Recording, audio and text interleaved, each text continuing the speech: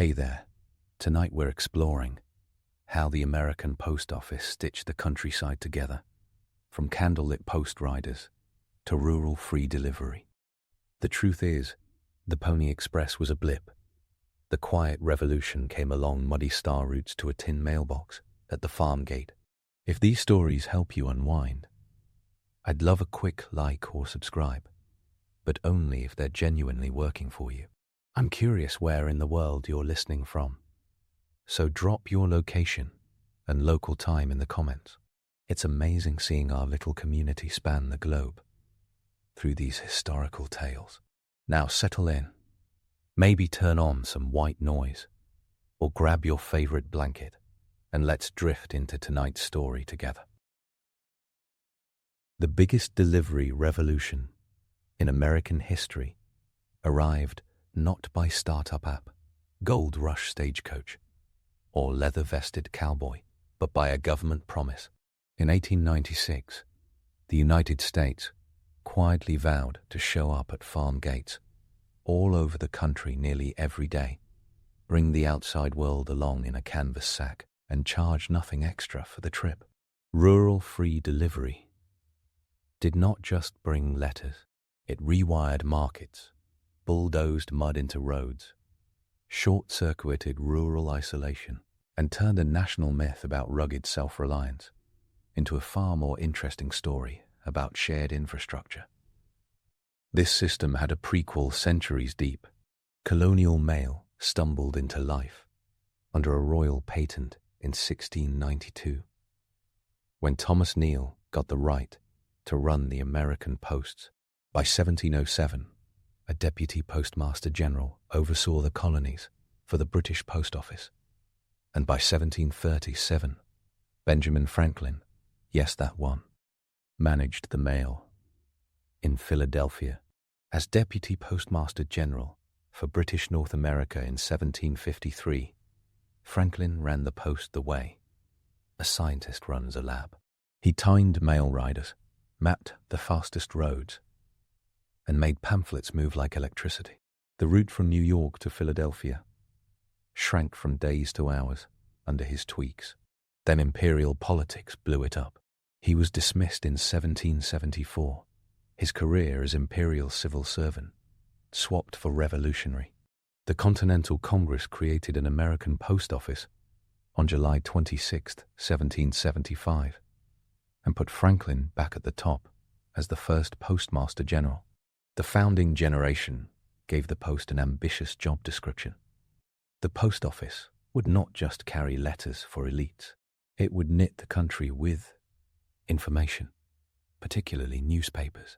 The 1792 Postal Service Act made it cheap to send newspapers and possible for publishers to exchange them freely, essentially subsidizing news. Rates were distance-based for letters, but astonishingly low for printed matter. This was not charitably accidental. As historian Richard R. John has written, the early post office was deliberately constructed as an information network for a republic.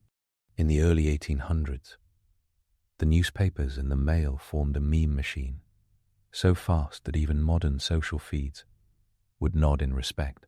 Back then, going to the post meant getting on a literal post road. Congress used constitutional power to establish post offices and post roads, and then got busy designating thousands of them. By 1831, there were about 114,000 miles of post roads. Post offices multiplied. Around 1790, the United States had roughly 75 post offices. By 1828, there were more than 7,800. By 1860, there were over 28,000. The country did not have a national highway system yet, but it had a postal map, and that mattered more. Routes determined which towns thrived, where taverns sat, and how newspapers echoed across space. The postal network grew with a suspicious glint of politics. Postmaster General was not just a bureaucrat. He was a party boss with a massive job tree. The spoils system made post offices prizes. Amos Kendall, under Amos Kendall, under Andrew Jackson, in the 1830s reorganized the department and tightened operations, but also used the levers of patronage with artistic zeal. Patronage culture came with predictable drama. In the 1880s, the Star Route scandal revealed contractors gaming the system on frontier routes. They bid low, claimed emergencies, and racked up high pay. Star routes got their name from the official phrase, celerity, certainty, and security, which clerks abbreviated with 3 asterisks. The scandal got hot enough that Senator Stephen W. Dorsey of Arkansas ended up in court in 1882-83. Heavy trials, light convictions, and serious reforms followed, sailing on the same winds, pushing civil service change. After the assassination of President Garfield in 1881 and the Pendleton Act of 1883, the postal system's daily texture shifted in 1863 with the launch of free city delivery. Before that, city dwellers hiked to the post office box window and waited. After 1863, uniformed letter carriers started knocking on doors. They wore satchels and politics. Their roots invented the modern street address game. The system pressed for house numbers and standardized street names, the kind of boring genius that makes cities work. A little law walked in at this point. The line often quoted as the Postal Service motto, "Neither snow, nor rain, nor heat, nor gloom of night stays these couriers from the swift completion of their appointed rounds," is not an official motto of the U.S. Post Office or the USPS. It is a translation attributed to historian George Herbert Palmer of a Herodotus line about Persian couriers. The James A. Farley Post Office in New York, opened in 1912, carved a version of it onto the facade. The words stuck to the American brain like a stamp on wet paper, but legally, no formal motto exists. Rural America watched this city magic with a mix of admiration and fury. Farmers lived on a different timetable. A farmer might live 7, 10, 20 miles from the nearest post office, and the trip could be a half-day slog by wagon. Mail often piled up at a general store, and news arrived in batches. Information flowed through intermediaries, who sold kerosene and sugar, and incidentally, the local newspaper's political line. It was not only annoying, it was structurally unequal. The Grange, founded in 1867, pushed the idea that farmers deserved the same daily contact as city folk. Retailers in towns, many of whom ran or lived off the post office traffic, saw a threat. If mail went to farm gates, the village middleman might not. Politics heated up. John Wanamaker, department store tycoon turned postmaster general under President Benjamin Harrison, from 1889 to 1893, pitched rural free delivery with a merchant's instinct. He knew what home delivery could do because he had done it for shirts. Congress balked at costs, but he seeded the idea. The money started dribbling in 1893. The post office got $10,000 to run experiments. In 1895, the budget went to $40,000. A practical Kansan bureaucrat named Joseph L. Bristow IV, a fourth assistant postmaster general, ran the trials like a field commander. On October 1st, 1896, the first official WAFD routes rolled out from Jefferson County, West Virginia, near Charlestown, Halltown, and Uvilla. Riders on horseback and bicycles followed chalked maps down dirt lanes, hit farm gates, and circled back with outgoing letters jammed under their coats. This was not a press conference. It was day one of a quiet revolution. The initial numbers were cautious. 5 experimental routes served about 440 families and 33 square miles. Within weeks, letters exploded. In 1897, experiments spread to 29 states. By 1902, rural free delivery became permanent. The scale-up hammered the budget. Measured in 1896 pennies, the program looked wild. Appropriations leapt from pennies to millions. The cost rose to millions by the early 1900s. By 1903, it hovered around $6.5 million. But the economics of a network do not make sense through a single lens.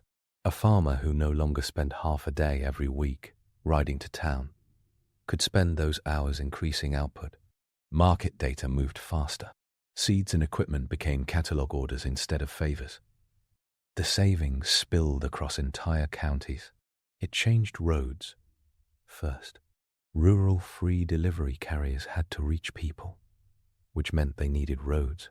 The post office started doing road tests on the sly. If a road looked like soup in April, the route did not get approved.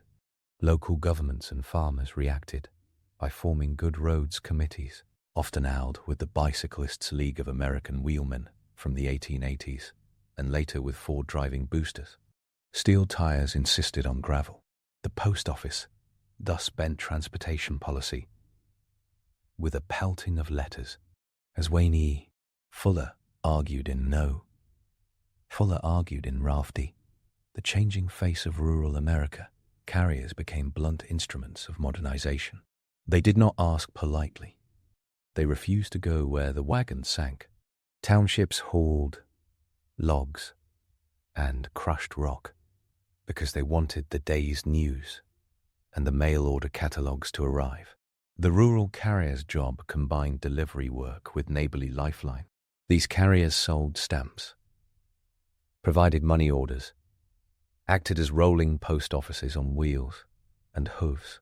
They took outgoing mail from farm boxes, flagged by those neat red signal arms, then clipped off to the next mailbox. In the early years, they were allowed to carry small parcels and even groceries off the books, which made them the original informal gig workers wearing official badges. The carriers learned the country by heart, bristling with anecdotes and whispered intelligence. They saw who needed medical help, whose cows broke fences, and who awaited a letter from a son in Nebraska. In winter, they used sleds. In mud season, they used legs. Someone once said they did not deliver the mail so much as drag the county, action by action, into the 20th century. They made a household gadget famous, the rural mailbox. Those rounded-top metal boxes lined up along farm lanes traveled into American iconography. In 1915, postal engineer Roy J. Girolamo worked on a standardized, durable rural mailbox design. Arched roof, hinged door, raised flag signaling outgoing mail, bolted to a post that plows could dodge. The look still sits by roads today. It was industrial design as policy. People who never bought a typewriter suddenly used a status symbol with red flags to signal their voice. The letter's life broadened its cargo in 1913 with parcel post. On January 1st, 1913, the post office opened the parcel spigot with a new zone-based system that let Americans ship packages by mail at cheaper rates for heavy items than private express companies charged. Business erupted. In the first 6 months, Americans sent more than 300 million parcels. By the end of the first year, the number crossed 1 billion. The shippers were not all big city corporations. Rural America went econo-viral. Chickens, butter, eggs, and bolts of cloth traveled in wrapped bundles. Beekeepers shipped bees in special ventilated packages. Seed companies mailed live plants. Farmers got machine parts without commuting. Montgomery Ward and Sears, Roebuck & Co. became household nouns because parcel post cut local prices off at the knees. A burst of folklore hopped on board. People love the claim that Americans started mailing children like fragile vases. The reality reads stranger and narrower. In the early days of parcel post, postal regulations prohibited live or dead animals except insects and some types of bees.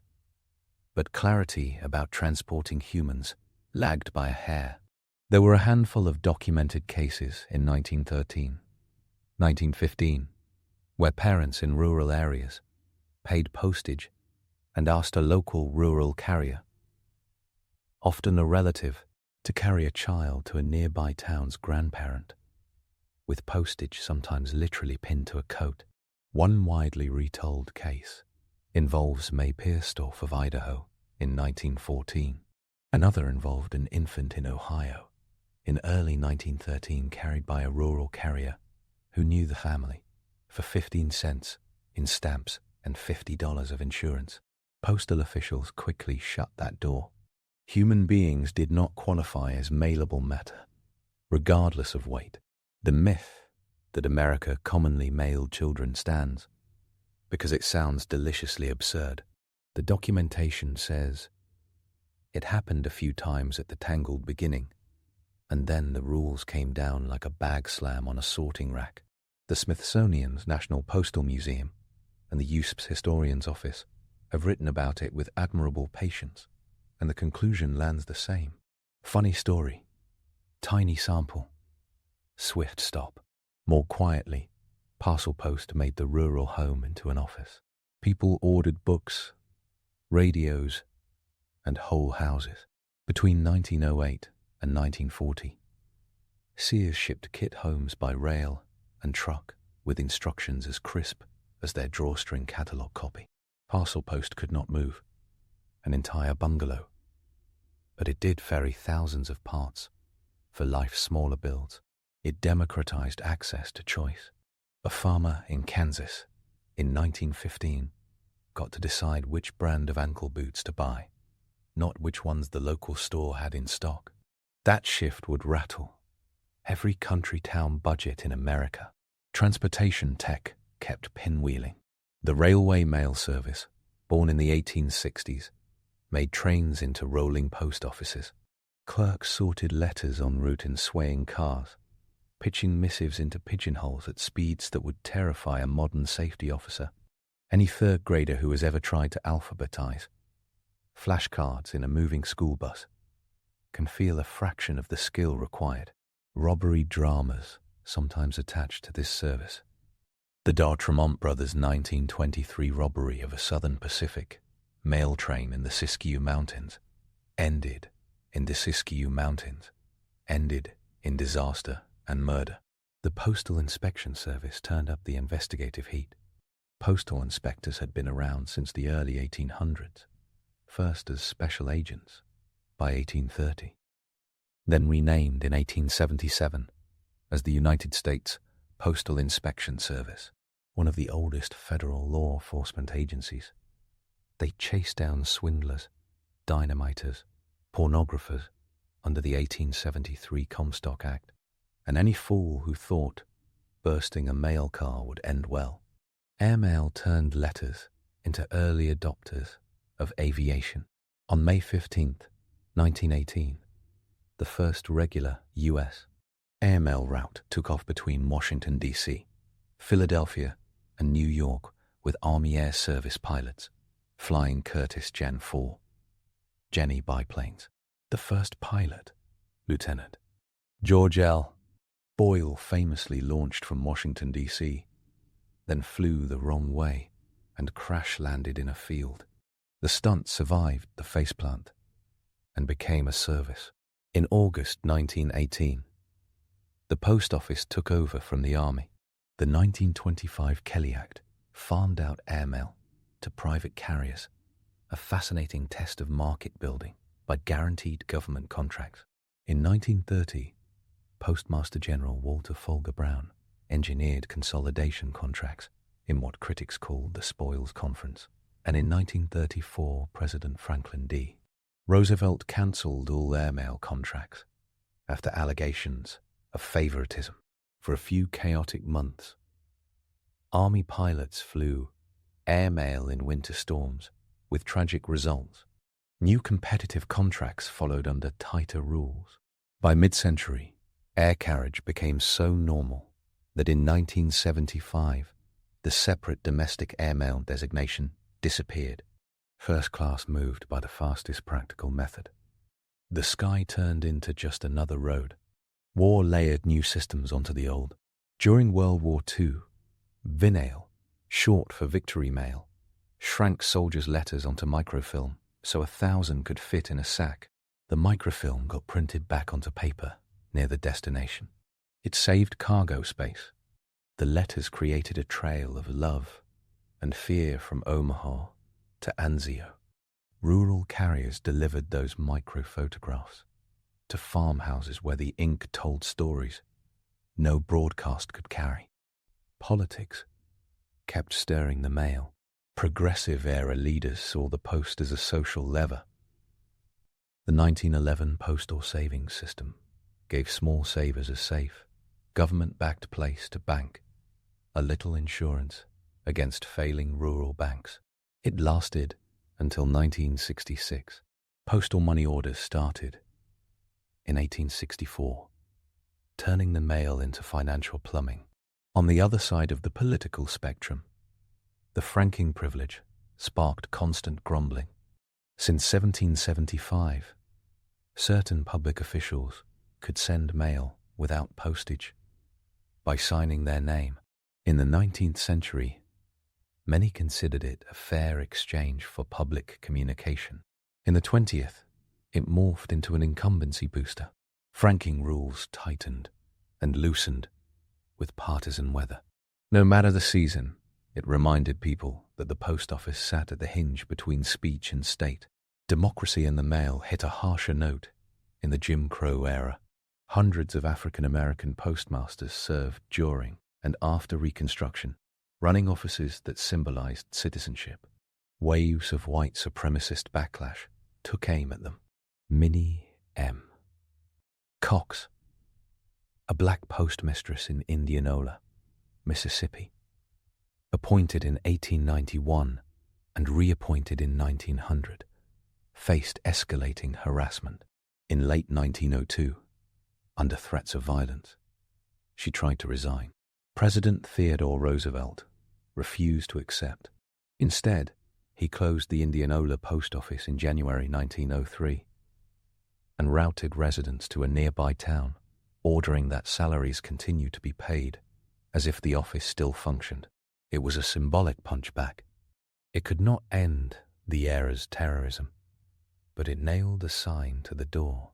The post office, when it chose to act, could flex core federal muscle. The myth everyone recites with whip cracks and silhouettes is Pony Express. The Pony Express operated for just 18 months, from April 1860 to October 1860 to October 1860, as a private service run by the Central Overland, California, and Pikes Peak Express Company. It became a legend because riders galloped through romantic emptiness with a tiny mailbag, then bowed out when the telegraph connected the continent in October 1861. Its fame is colossal compared to its actual logistical weight. The real westward backbone was the Butterfield Overland Mail, a semi-governmental star route that ran a southern track from St. Louis and Memphis to San Francisco between 1858 and 1861 in about 23 days, and then central routes during the Civil War. The Postal Service made the West by making schedules. The legend gilded the saddle. The ledger made the country. As rural routes spread, women and men built careers on them. Some drove buggies, some rode bikies, some rode bicycles. Eventually, some drove Model Ts. An African-American star-read contractor named Mary Fields, known as Stagecoach Mary, carried mail in Montana beginning in 1895. She was not a career federal letter carrier. She ran a contract route under the star route system. The distinction matters to bureaucrats. The gist matters to anyone with a pulse. She delivered into blizzards, dressed in a black dress and a revolver. Rural carriers of all colors kept that duty through a century, wearing less theatrical outfits but meeting the same roads with the same grit.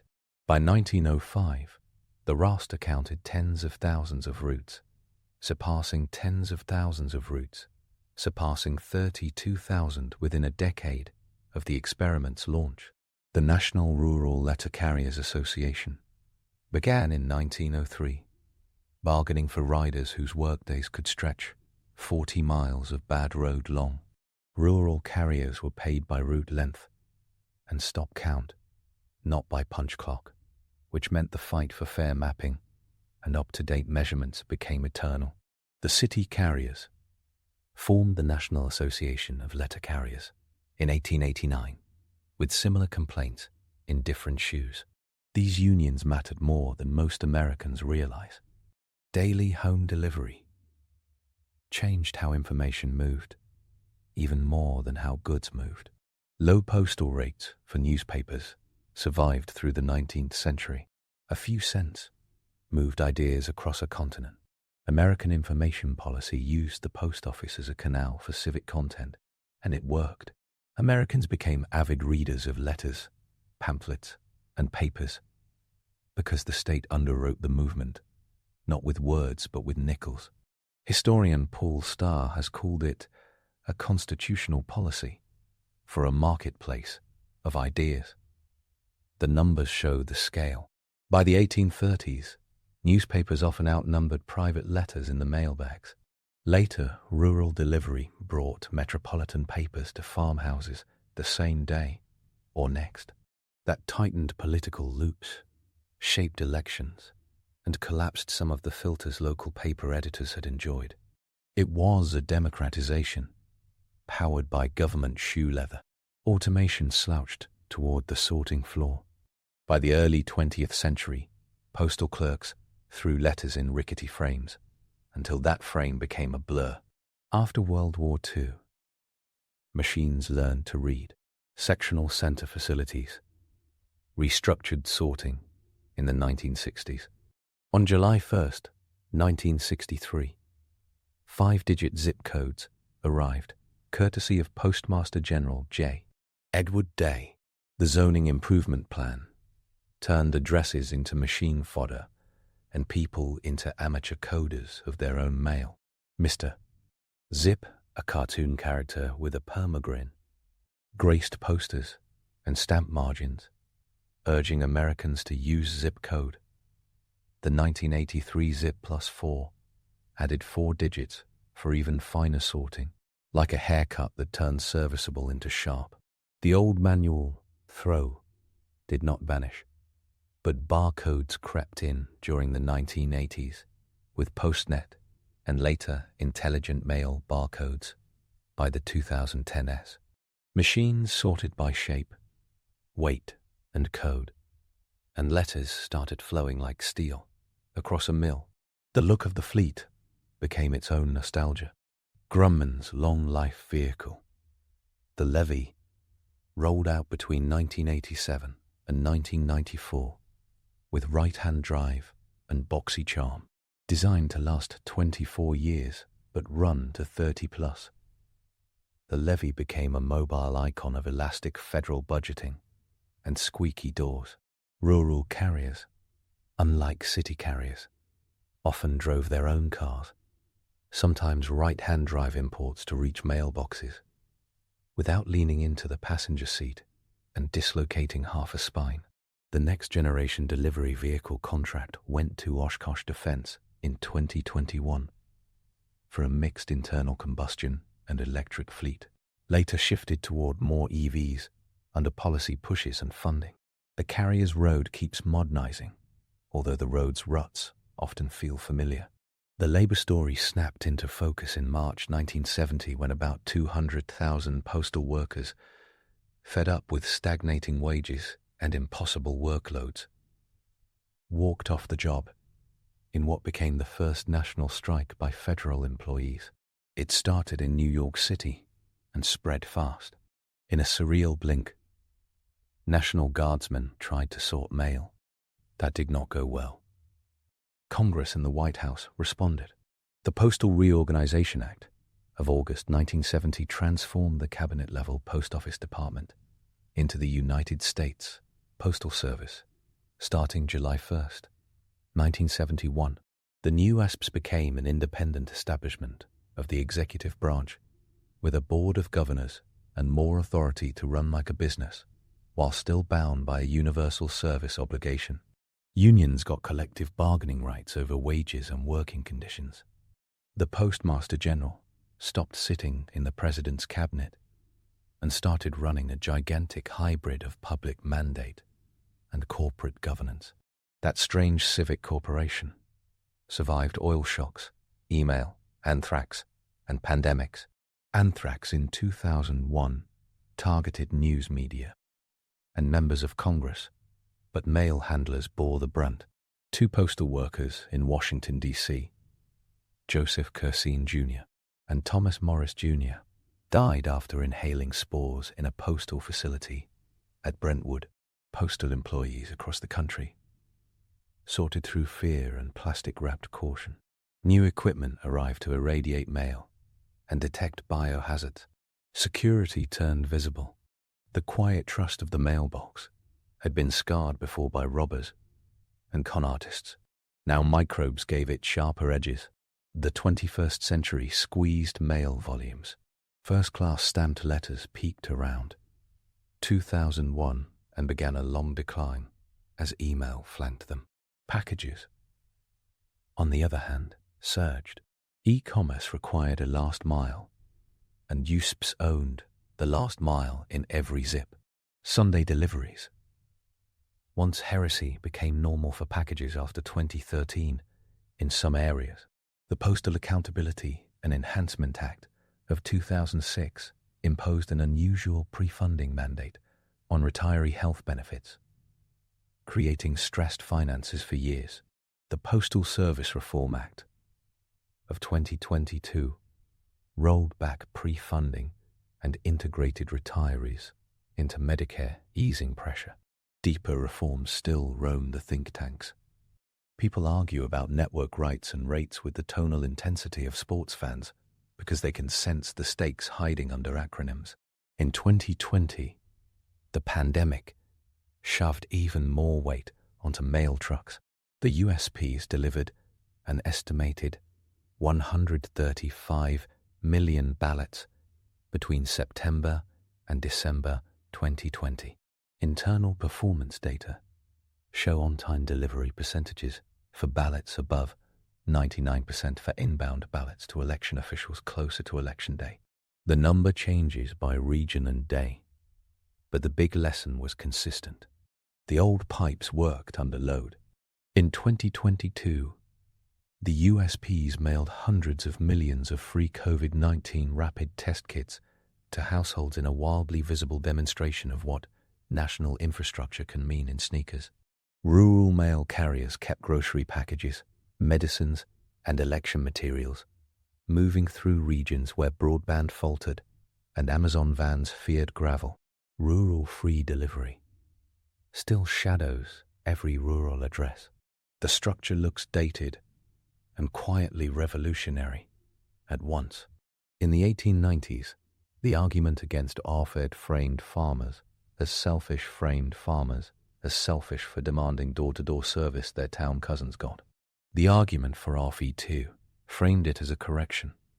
Through the 20th century, the balance sheet ebbed and flowed. WSPS runs a universal service with profitable urban routes and costly rural ones, and those cross-subsidies are design features, not flaws. Rates hide a policy that elected officials built on purpose. The early republic subsidized newspapers because the founders decided that information access beat short-term accounting. That same mood beat inside Raft from the first test route in Jefferson County. Several myths survive around the edges because they glitter prettily.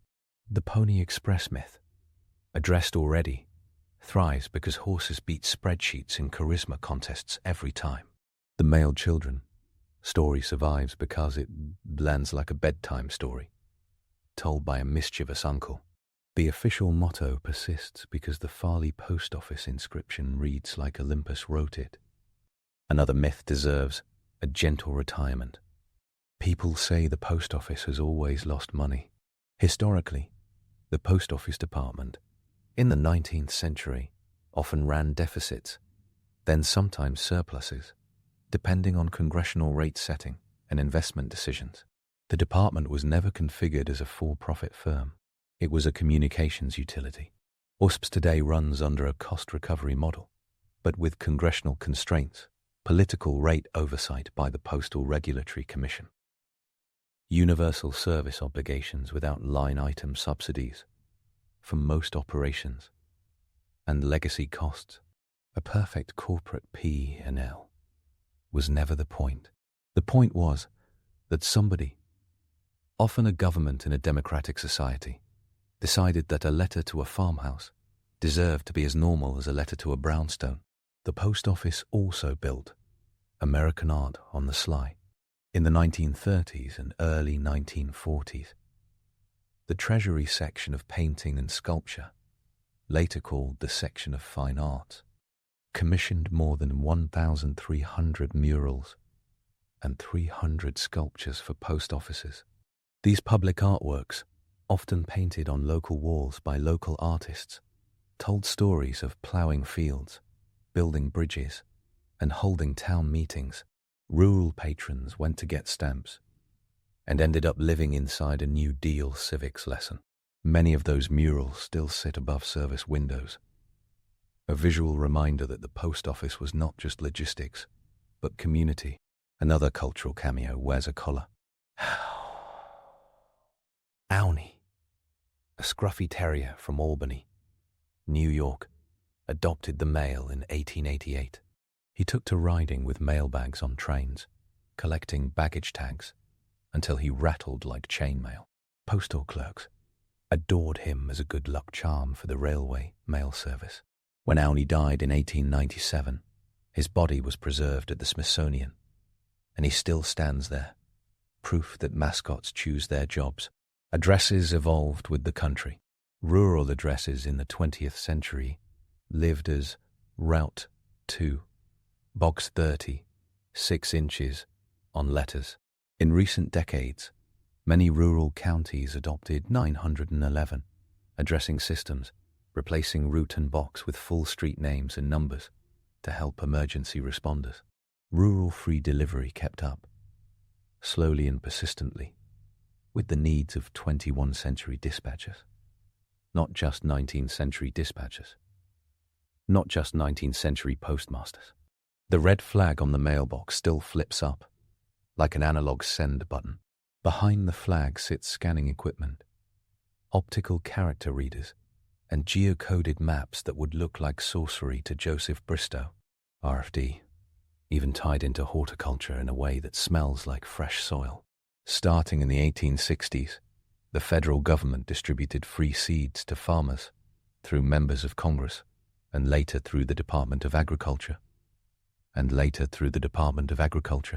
a practice that grew to tens of millions of seed packages annually by the 1890s. Rural carriers hauled those seeds, turning the federal government into a gardener by mail. The program ended in 1923 under pressure from private seed companies and the USDA's shift to research and extension services. But the memory of little brown envelopes arriving at farmhouses fed a sense that Washington sometimes acted like a helpful neighbor. The Confederate interlude added a side plot. When the South seceded in 1861, the Confederacy organized its own post office department under Postmaster General John H. Reagan. He improved efficiency by cutting unprofitable routes and renegotiating contracts with Southern railroads. Confederate postage stamps with portraits of Jefferson Davis went into circulation. The U.S. Post Office suspended service to seceded states. Chaos ensued at borders. Mail ran in clandestine ways via flag of truce, exchanges and private expresses. The war used the mail as a line of control, as much as a line of control. as much as a line of connection. When the fighting ended, the U.S. postal network stitched the country back together faster than armies did. Censorship rides. Censorship rides along every mailbag of a nation, and the post office did not always stand on the side that modern eyes prefer. The Comstock Act of 1873 declared obscene materials unmailable. Anthony Comstock, an anti-vice crusader who became a special agent for the post office, used the law to hound reproductive health information, literary works, and birth control advocates. This regime lasted decades, warping free speech and public health. In other years, the Post fostered a robust marketplace for ideas under low newspaper rates.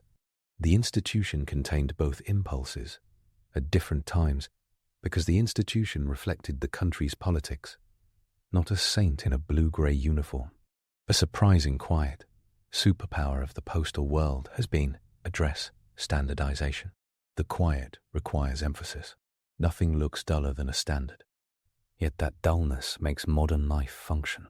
Zip codes gave us the ability to map demographics, aim marketing, route emergency services, and study disease spread. The Post spawned a geography of 5-digit clarity, later 9-digit. Mr. Zip's grin papers over the database underneath that turned the continent into a sorted ledger. A tiny point of design again speaks loudly. The flag on a rural mailbox indicates outgoing mail. It seems trivial. It is not. That flag lets a carrier do a single pass service, dropping letters and grabbing outgoings without contriving awkward second attempts. Multiply that by millions of stops across 120 years and watch it add up to more time for more addresses. Small hardware can hide large policy. Rural carriers hit absurd challenges and kept moving. Blizzard photos show carriers trudging through shoulder-high snow, sledges behind horses, canvas sacks wrapped in oilcloth. Flood scenes show boats hitting porch rails to grab a letter pouch. Wildfire smoke stains, both letter and lung. Even in comfortable weather, they navigate barbed wire gates, cranky dogs, and driveways better called ravines. They make this look routine, because routine is the superpower of public services. People feel a thrill at novelty and a deep peace at reliable repetition. The Post optimized for the second, because democracy feeds on predictability. Strikes of thought lead to patronage again. Before 1971, local postmasters were political appointees linked to the party in power. Town life swirled around that office. People voted in post office lobbies under the watch of the postmaster, who might also lead the county committee for the president's party. Reformers eventually chipped this away. By the time of the reorganization, the patronage element looked antique. Yet even today, the post office building stands as one of the last general-purpose public spaces in small towns. People come for passports, money orders, stamps, and a few minutes of conversation at the counter that smells faintly of paper and floor polish. Those lobbies are free civics. It would be easy to claim that rural free delivery came out of moral rectitude. It came just as much from normal politics. Farmers were organized through the Grange, and later the Farmers' Alliance and the populist movement of the 1890s. And they pushed. Retailers in towns pushed back. Cabinet secretaries argued. Costs into the congressional record. Joseph Bristow drew lines and measured them. Routes got rearranged. Every mile cost money. Every mile made money elsewhere. The result is an American habit so deep that it reads like nature. The habit says that someone in a dusty ranch house gets a ballot, a tax bill, a birthday card, and a check without leaving home. That habit keeps rural America stitched into the same legal and emotional fabric as every loft dweller in a city. There is one more layer to the story that resonates with smartphone-era watchers. Rafty was the original push notification. Towns used to be pull-only. People pulled news and goods by going out to get them. Rural delivery turned the pull into a push. It made information ambient in the home, constant in the mailbox, and regular on a schedule aligned with work, not with store hours. The mailbox clack as a door flips shut is the analog alert noise of the 20th century. People organized their day around it, just as phones ping in pockets now. That shift, tiny and daily, adds up to a cultural change. It feels like a shrug until it becomes a ritual. Rituals shape nations more reliably than bulletins. Source trails snake through this narrative.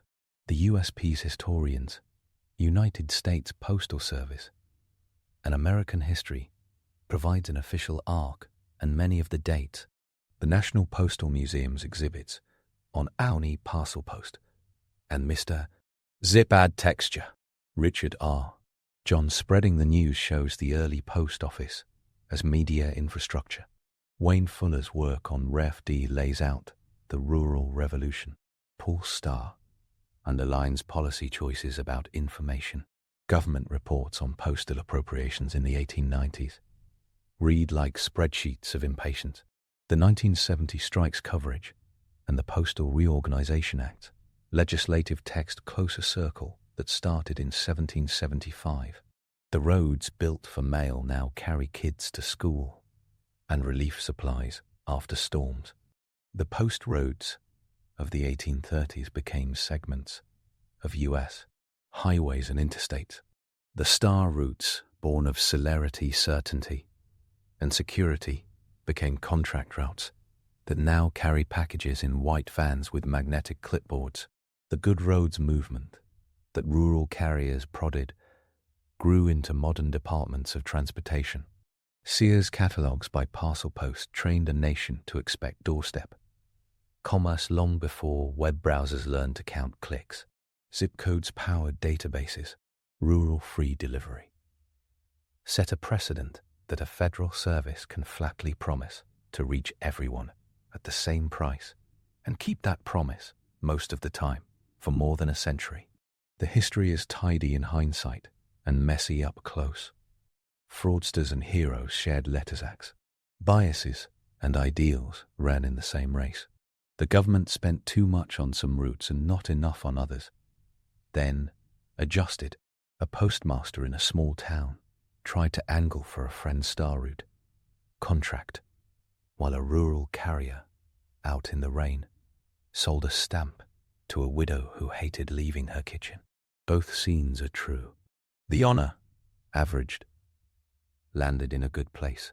An American tradition critical to self-government kept reaching out its hand down every gravel road with a calm that democracy rarely musters on cable news. One could argue that the country got lucky. The founders made one bold bet on information policy in 1792 and a second bold bet on rural equity in the 1890s, and both paid social dividends that outran their line items. But this was not luck in the sense of coin tosses. It was repeated decisions to put public money behind public routines that mimic the fairness people want to feel without having to think about it. So when a rural carrier slaps a mailbox lid shut, the sound does not just mean magazines and invoices.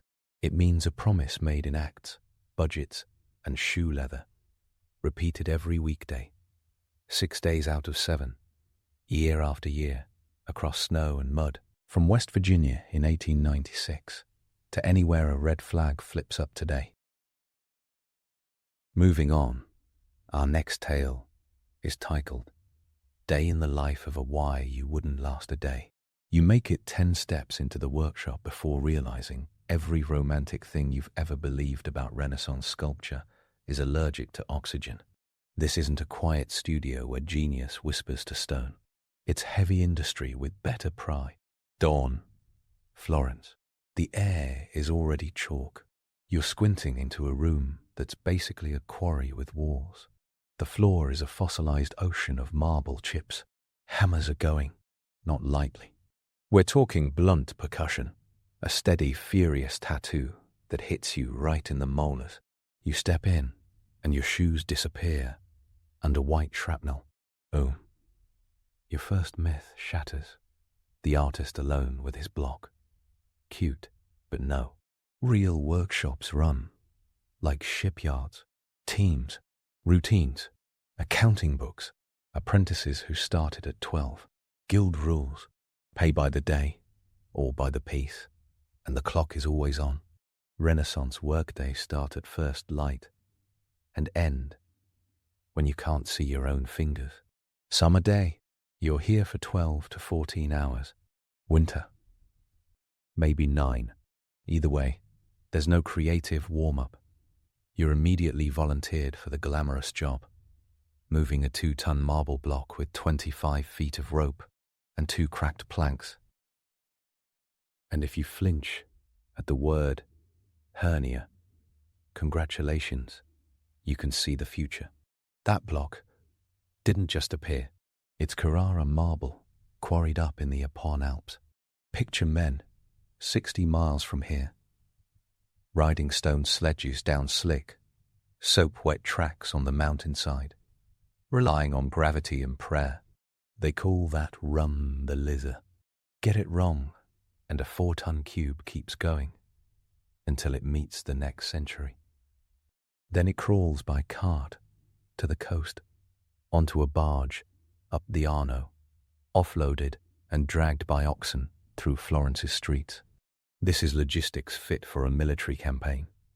Michelangelo personally hiked those quarries in 1505 to choose stone for Julius' tomb. And yes, he argued with people who tried to sell him lower-grade blocks oiled to look statuaria. Because even in 1505, salespeople were salespeople. You size up your block. 2 tons is middleweight. Michelangelo's David, 5 meters tall, roughly 5.5 to 6 tons. He carved that between 1501 and 1504, and the Opera del Duomo paid him 400 florins for it. Serious money, per city records, but don't reach for a chisel yet. Another myth gets hauled to the curb. He just saw the form inside the stone and set it free. That line sells T-shirts, not contracts. Renaissance sculptors work from models. First wax, then clay. Often a full-size gesso model. They measure, they mark, they calculate. Number 18th century, pointing machine here, that arrives with people like Canova, long after. But they do take points across a framework, step by measured step, just analog. Cellini literally writes the how-to in his treatise, and he's not being poetic. He says, set up a wooden frame, mark reference axes, measure with calipers. He's the same guy who almost incinerated half of Florence, casting Perseus in the 1540s. So when he gets technical, assume he knows. You, this morning, get the apprenticed's thrill of holding a bow drill and a stingy handful of charcoal while someone who's done this for 30 years tells you, without saying a word, not to ruin the block. Tools, real fast, because they matter. You've got Subbia, the point chisel, for roughing out. It hits like a focused hailstorm. Gradina, the tooth chisel, multiple teeth to plane down ridges. Flat chisel, to take surfaces to something like smooth. Wooden, mallet, maybe bound in iron. Raspen rifles, for the fancy finishing.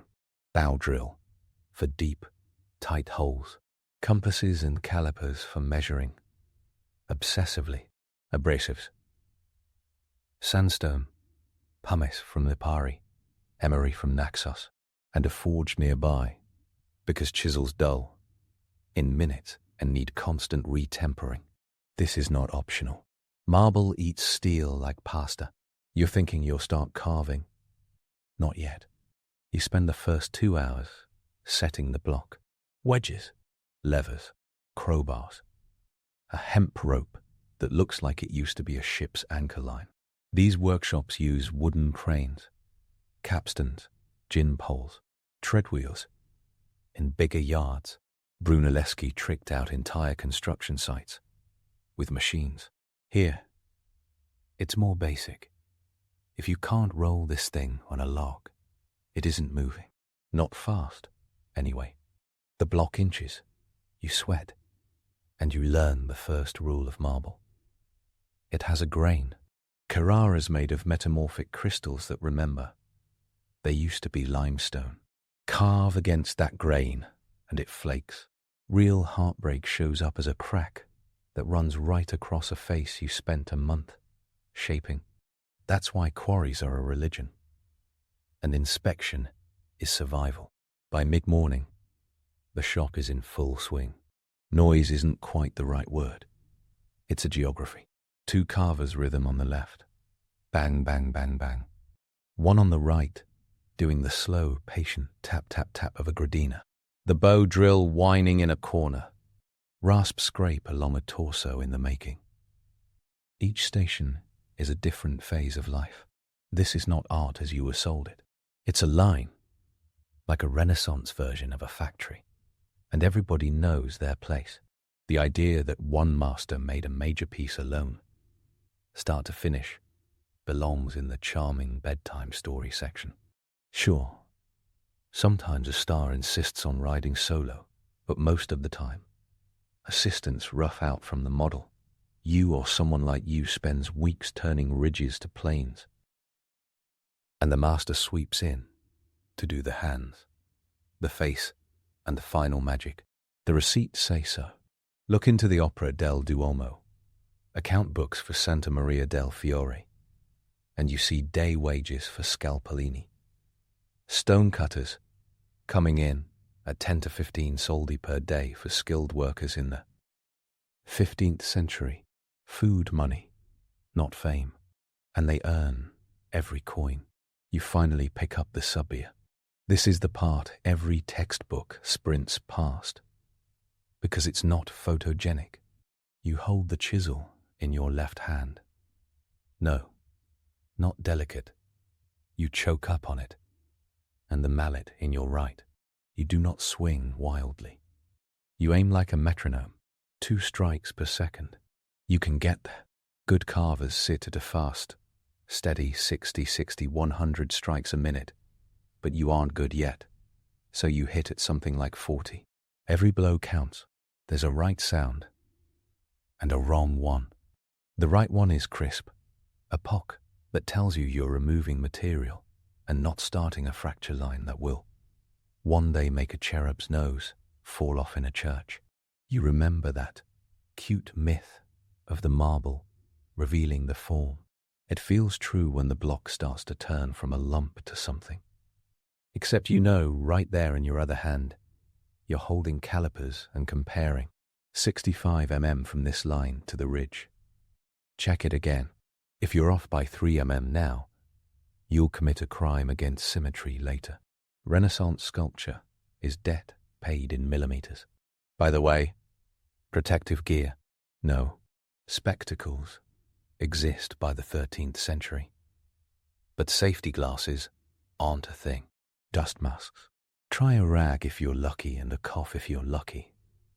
And a cough if you're not. Silica dust is everywhere. Georgius Agricola, writing in 1556 about mining, describes miners' lungs ruined by dust. Different job. Same problem.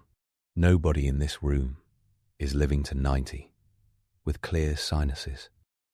You inhale, and it feels like grit at the back of your throat. That sensation is both the taste of genius and the reason you will have a lifetime relationship with a persistent cough. Around you, apprenticeship is a ladder made of tasks nobody brags about. You mix gesso and plaster to make casts. You reline the model with a fresh clay fill. You sweep. You heat glue. The fun, fragrant animal kind, because you'll need it to assemble multi-piece plaster molds. If your master does bronzes too, congrats.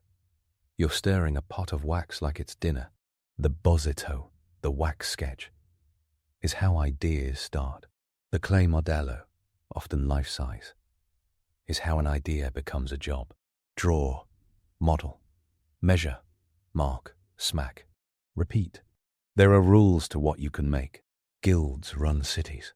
In Florence, the sculptors slot into the Arte dei Maestri di Pietra, e Legname. The stone and wood masters. Paperwork matters. Commissions mean contracts. They describe dimensions. They demand subjects. The patron can be the diocese, the guild of wool merchants, the state. They're not ordering vibes. They're ordering an object. A 2.2-meter marble saint for a niche on the Via Calzioli by such and such a date, with hands proportionate, attributes correct. And by the way, do not embarrass this institution. You're living in a city where Donatello left a mark at every corner. Ghiberti took 21 years to make one set of cathedral doors and 27 for the next. And Brunelleschi invented a dome that looks like it could float. Standards are high and reputations fragile. Back to your block. You cut channels down the sides, roughing out.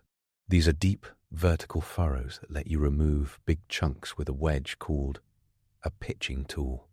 It's not elegant. It's efficient. Hammers in the Renaissance are small cannons. Your wrist calibrates. Your elbow learns. And your shoulder starts writing angry letters.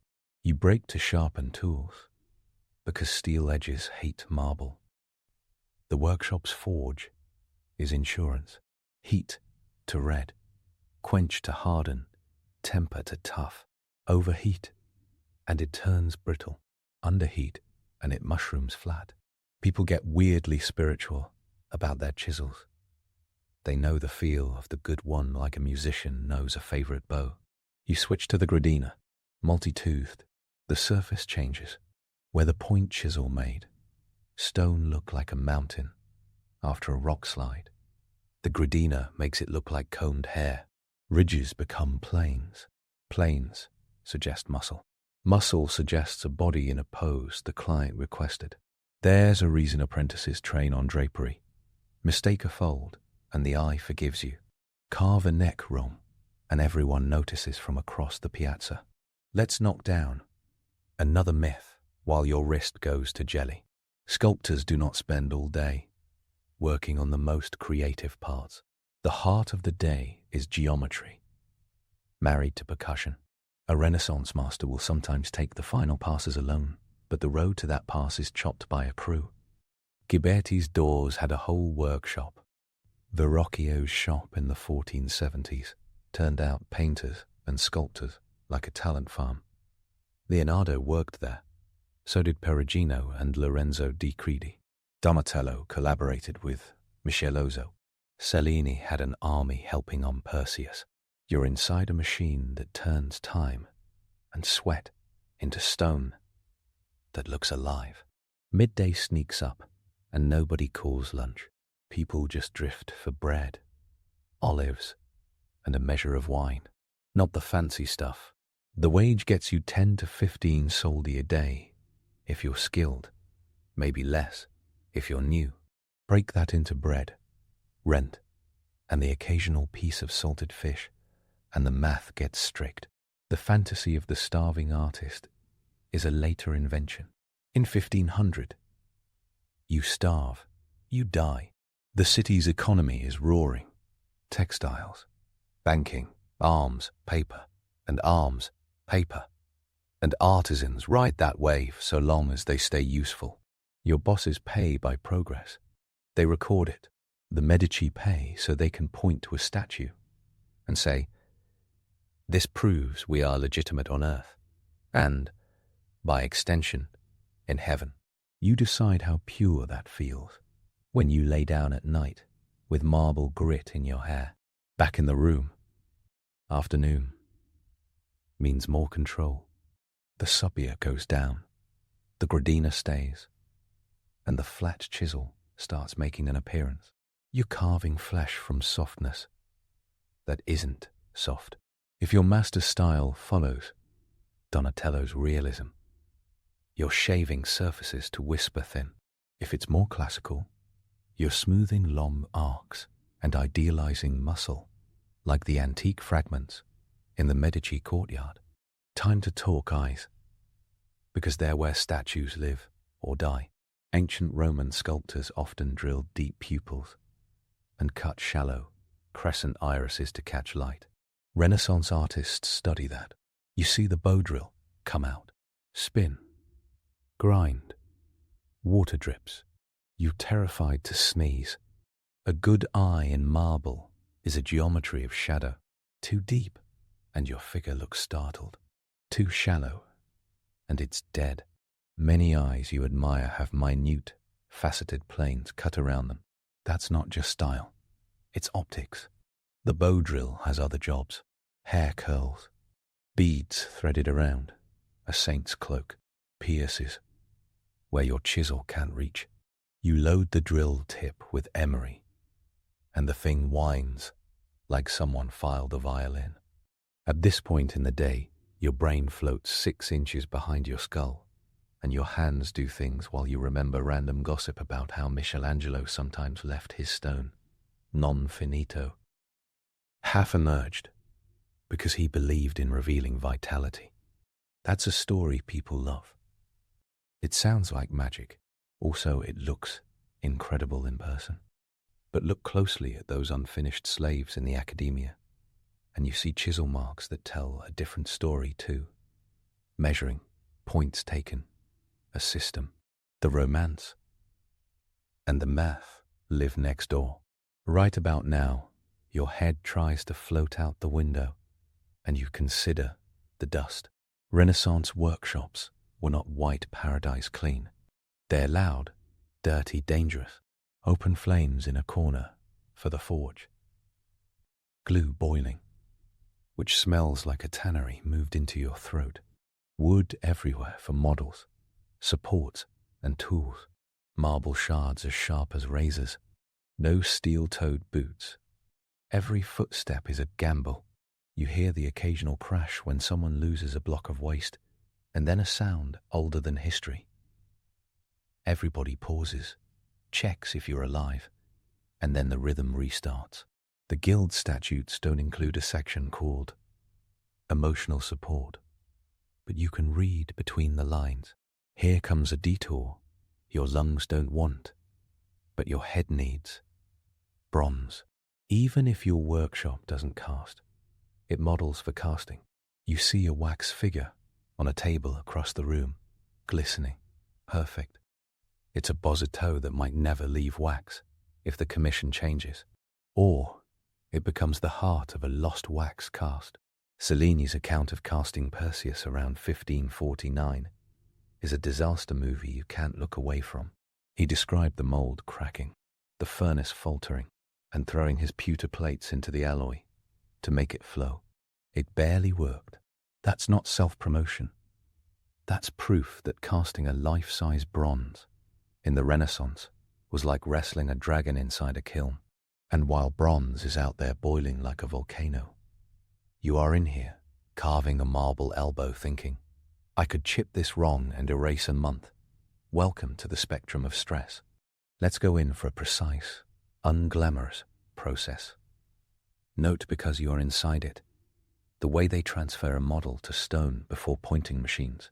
Cellini and later manuals talk about constructing a wooden grid around the clay model and the marble block with matching reference points.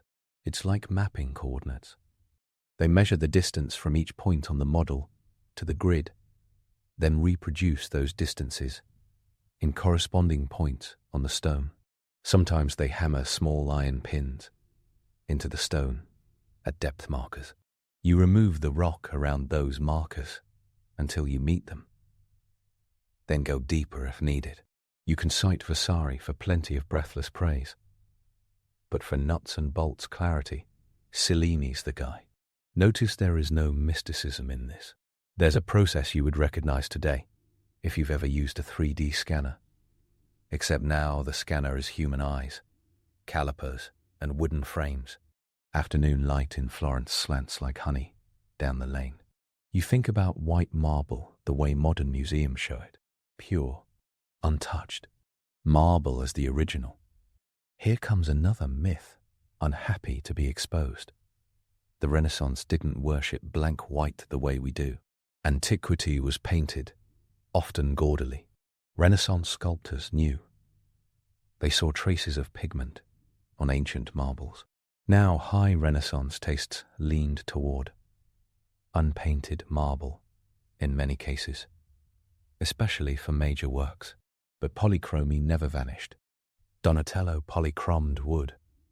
The Della Robbia family glazed terracotta in sugar white, cobalt, and green that screams from a block away. Even marble sometimes got waxed or lightly tinted to even out the tone.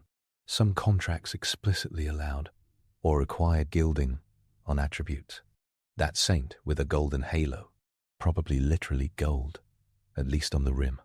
Our love affair with blank white is an 18th, 19th century romance, fanned by archaeology and neoclassicism.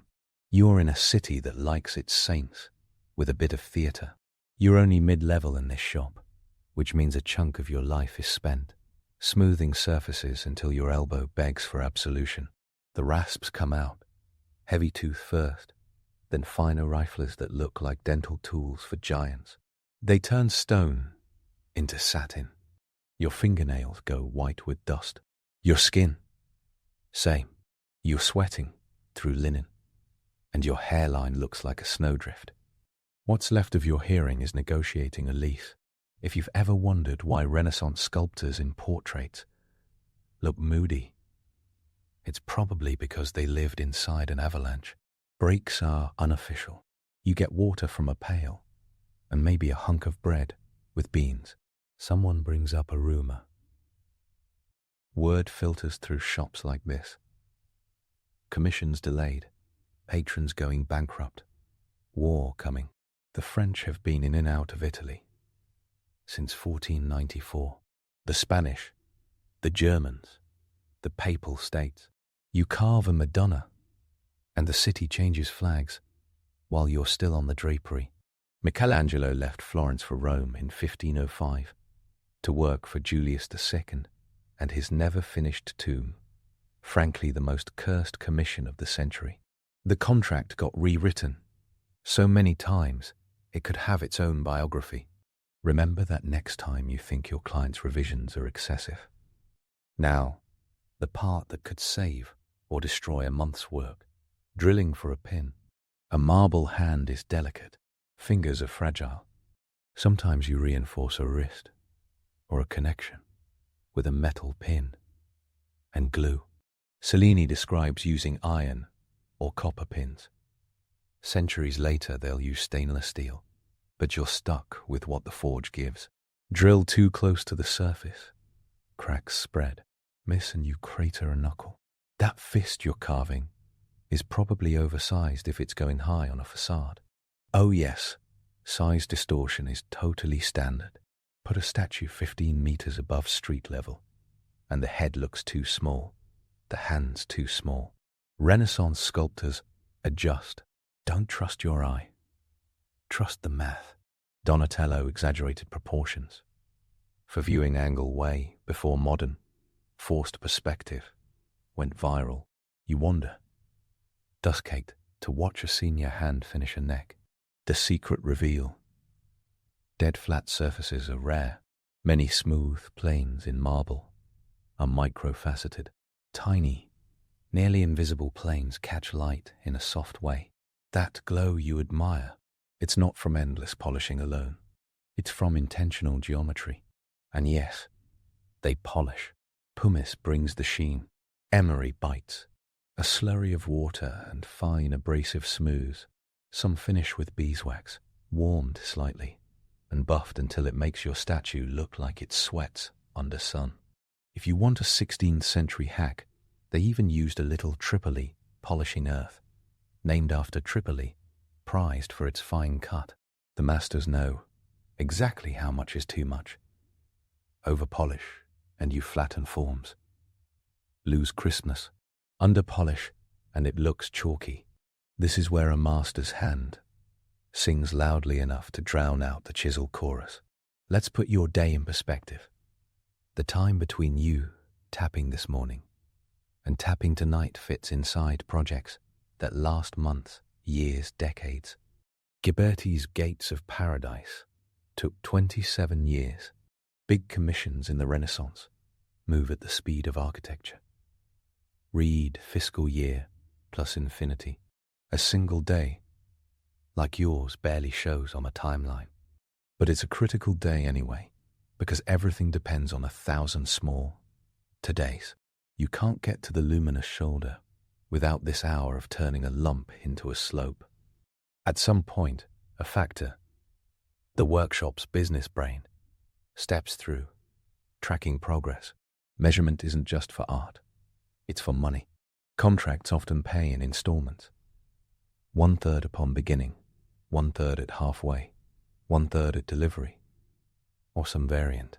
If the halfway point is carved into the block as so much stone removed, then yes, your sweat literally corresponds to a number on a docket. Miss a deadline, and fines kick in. Shop owners, sometimes the master, sometimes a separate manager, negotiate with patrons who might be bishops or bankers or the commune. Renaissance freedom is freedom to do the job, as long as you hit the iconography, the dimensions, the finish, and the calendar. This is where you suddenly realize, with a mix of awe and gloom, that this glittering era is powered by spreadsheets scratched in ink that can ruin you with a line. If you're waiting for inspiration to show up like a dove, confusion will be delighted to show up first. You're not choosing subjects.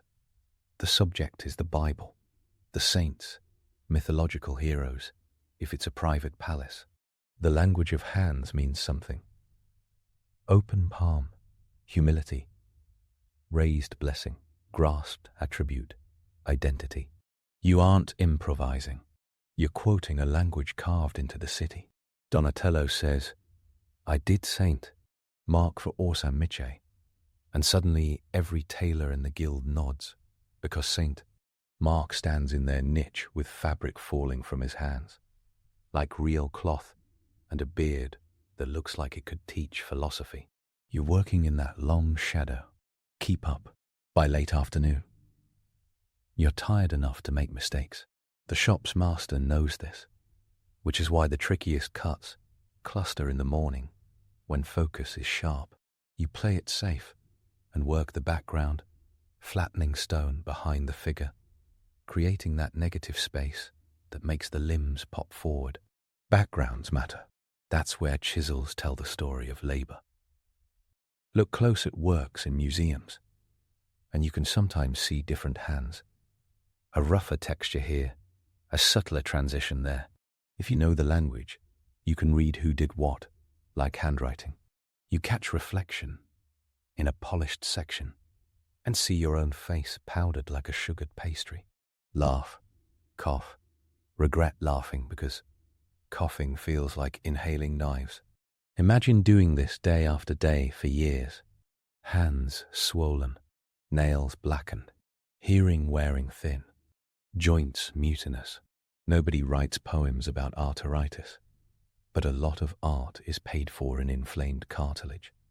The myth of the windswept genius shows up to make everything look clean. The reality includes pain that doesn't go away. And here comes the part you can't Instagram. Quality control. Flaws in marble aren't just visible cracks. They're ghosts inside the crystal lattice. Some show up only when you hit a certain depth. You've been carving a forearm for 3 weeks, and you strike something like fragile sugar inside the stone. You don't get drama music. You get a small line that widens later, and one day a hand falls off. This is partly why masters used extra blocks for tricky protrusions, or played it safer in pose. That heroic outstretched arm you love, it's an engineering problem first. That's also why you sometimes see those awkward props. Tree stumps, fabric columns, snuggling up to legs in marble statues. They're not aesthetic alone. They're not aesthetic alone. Since you love numbers, here's one to keep your shoulders from ever relaxing. A 1-meter cube of Carrara marble weighs about 2.7 tons. Your 2-ton block is under a cubic meter. Lifting it is not something you and two friends are going to do over a beer. In 1504, when they moved Michelangelo's David from the workshop to the Piazza della Signoria, they used 20 or so men, ropes, wooden sledges, and took days to trundle the 5-meter colossus a few hundred meters. The city treated it like a military operation. Window shutters were removed, a path cleared. Look at the records. They tell you exactly how many ducats went to oxen and rigging. The statue stood in the piazza for centuries before being moved indoors in 1873. That's not a small detail. That's an early lesson in don't put 6 tons of marble outside and hope for the best.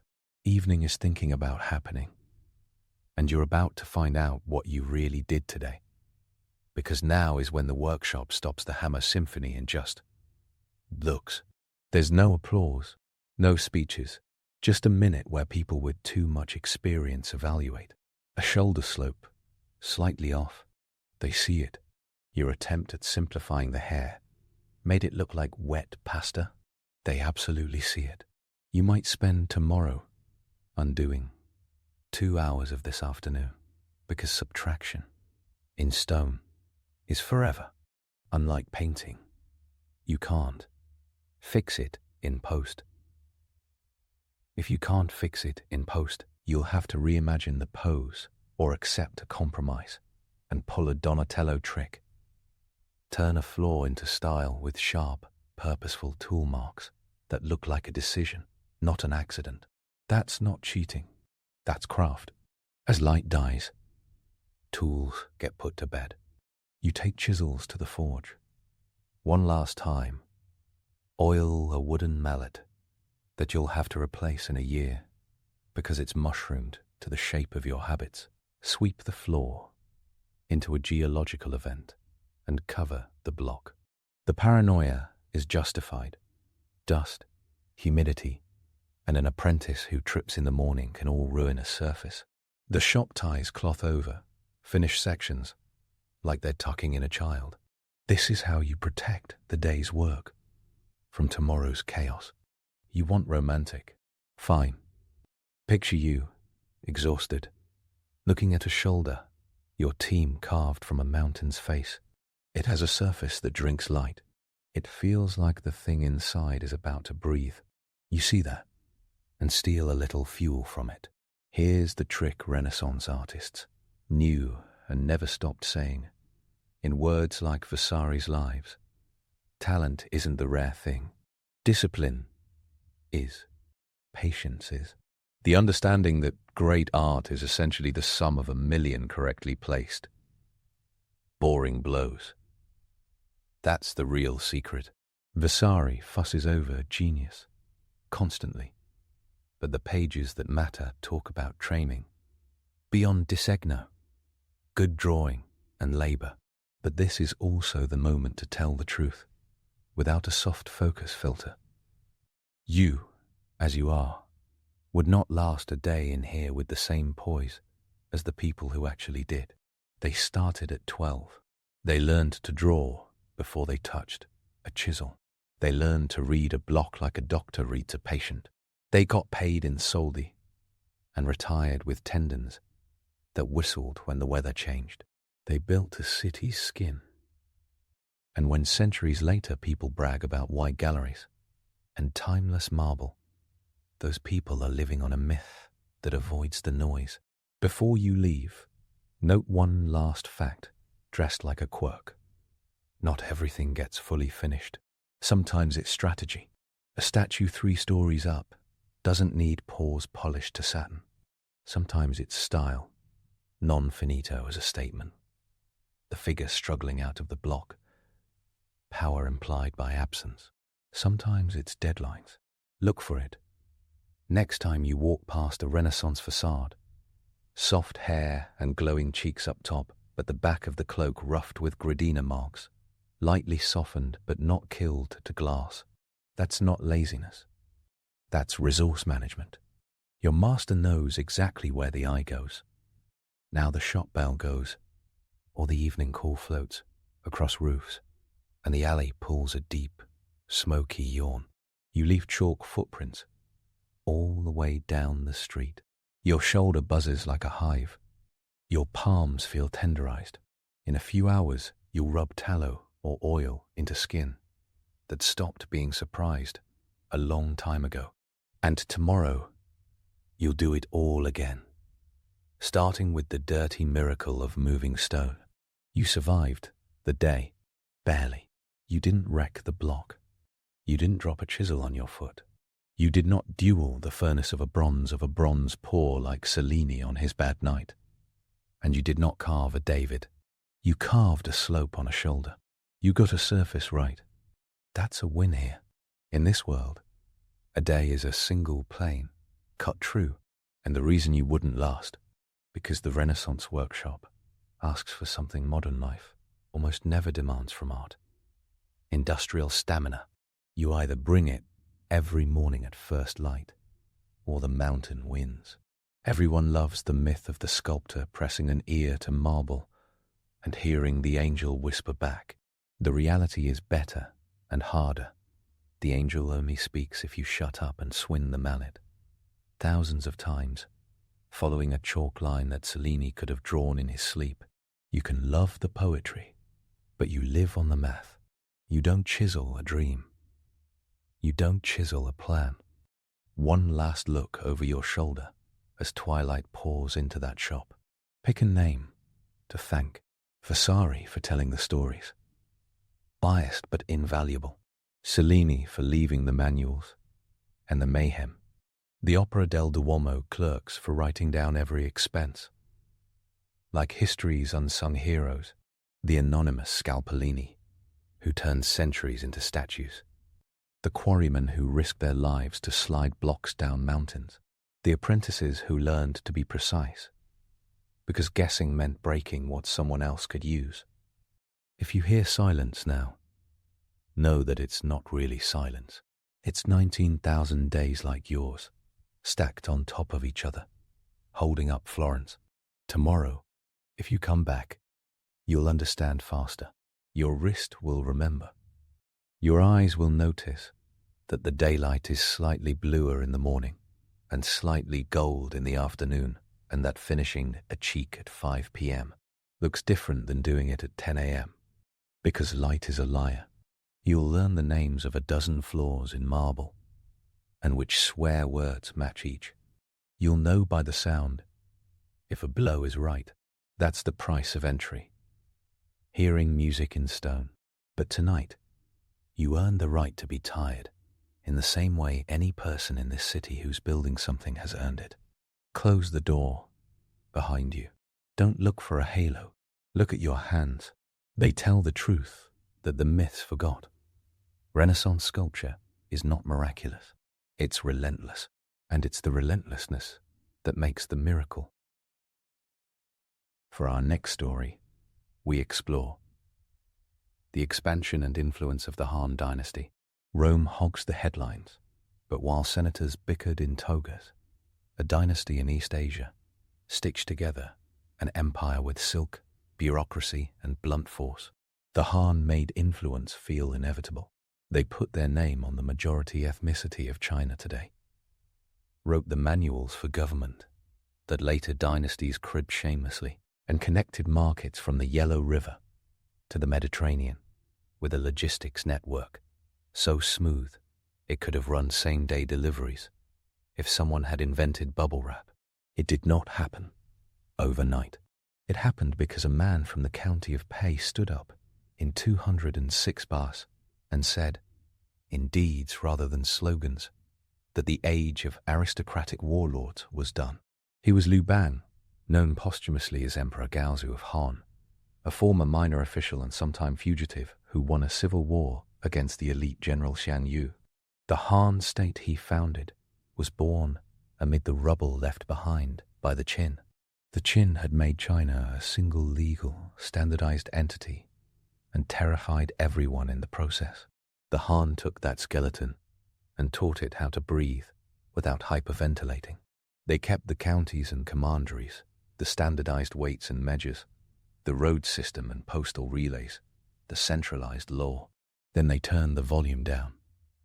The early Han tax rate on agriculture slid to roughly 1/30 of the harvest under emperors Wen and Jing, about 3.3%, and the mandatory labor draft shrank to about 1 month a year. By the standards of ancient governments, that counted as a welfare state with better stationery. The consolidation phase was messier than the clean bureaucratic image suggests. Gaozu had to balance the power of his kinsmen, who were installed as semi-autonomous kings in outlying regions, with the central commanderies run by appointed officials. After his death in 195 Bar, Empress Lu, 180 Bs proved that court politics could make frontier warfare look gentle. She built a faction, elevated her own Lu clan, and ran the empire ruthlessly. The Lu clan got purged in 180 Bars, when other Han princes and officials decided enough was enough. This little thunderclap, known to historians as the Lu clan disturbance, cleared the stage for a long, quiet power-building act. Emperors Wen, 180, 157 Bs, and Jing, Wa, 157, 157, 141 B, became the poster children for fiscal restraint. They do not show up much on viral timelines, because they launched no dramatic conquests, yet their steady hand mattered. Population rose. Fields expanded. Reserves grew. And when a big test came, the government did not crumble. In 154 Bas, 7 regional kings rebelled, fearing encroachment by the center. General Zhou Yafu's textbook campaign strangled them with logistics rather than theatrics. He refused to fight flashy battles, kept them hungry by cutting supply lines, and the rebellion fizzled. That victory changed the rhythm of Han politics. The kings lost their swagger. The central government snapped the leash tighter. That is when the dynasty quietly grew the muscles it would flex later. Power, in Han terms, meant paperwork, coinage, and roads. It meant a chain of relay stations every few dozen li where fresh horses waited, with bamboo tallies to authorize instant service.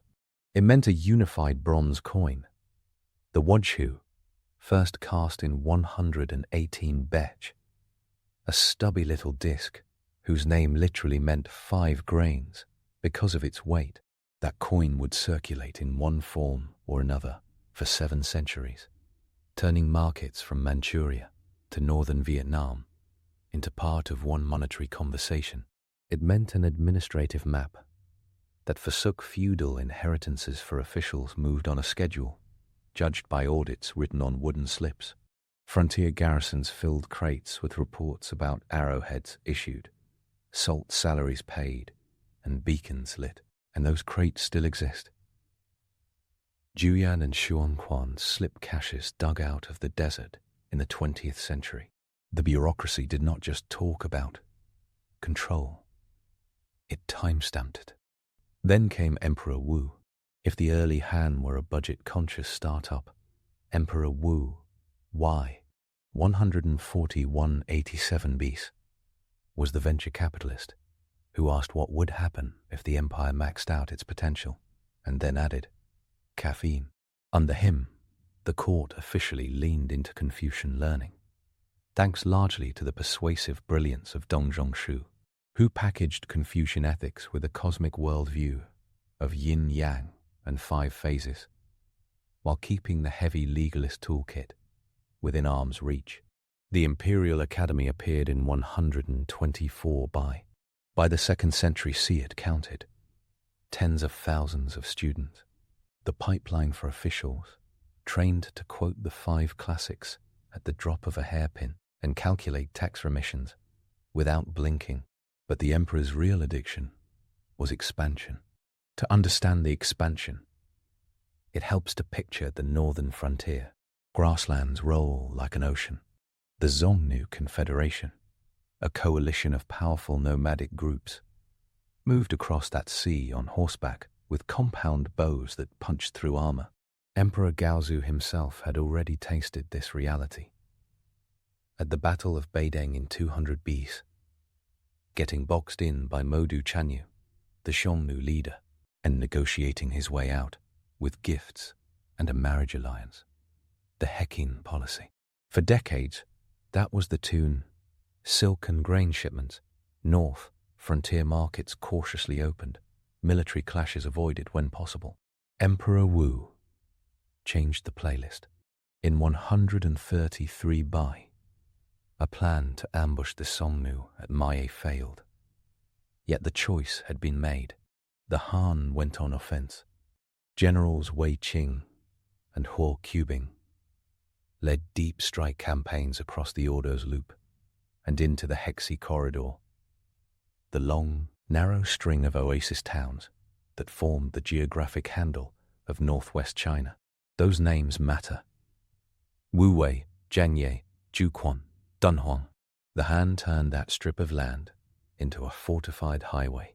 Forts went up. Beacon towers dotted the ridgelines. The Great Wall, which was never one tidy wall, sprawled in segments that guided and guarded movement. Hu Qubing, barely out of his teens, carved a legend by taking Xiongnu nobles alive and riding farther than any Han commander had dared.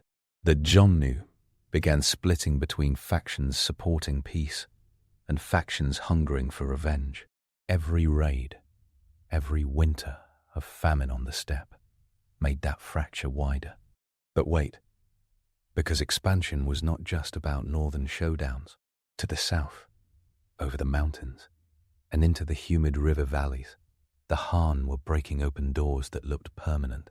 In 111 Bais, the court sent armies against Nanya, the kingdom centered on modern Guangzhou, that sat astride the entry point to Southeast Asia. The campaign took time and money. When it ended, the Han controlled coastal commanderies that later emperors turned into a maritime highway. A similar pattern played out in Fujian against Mainyu and in Yunnan against the Dian kingdom.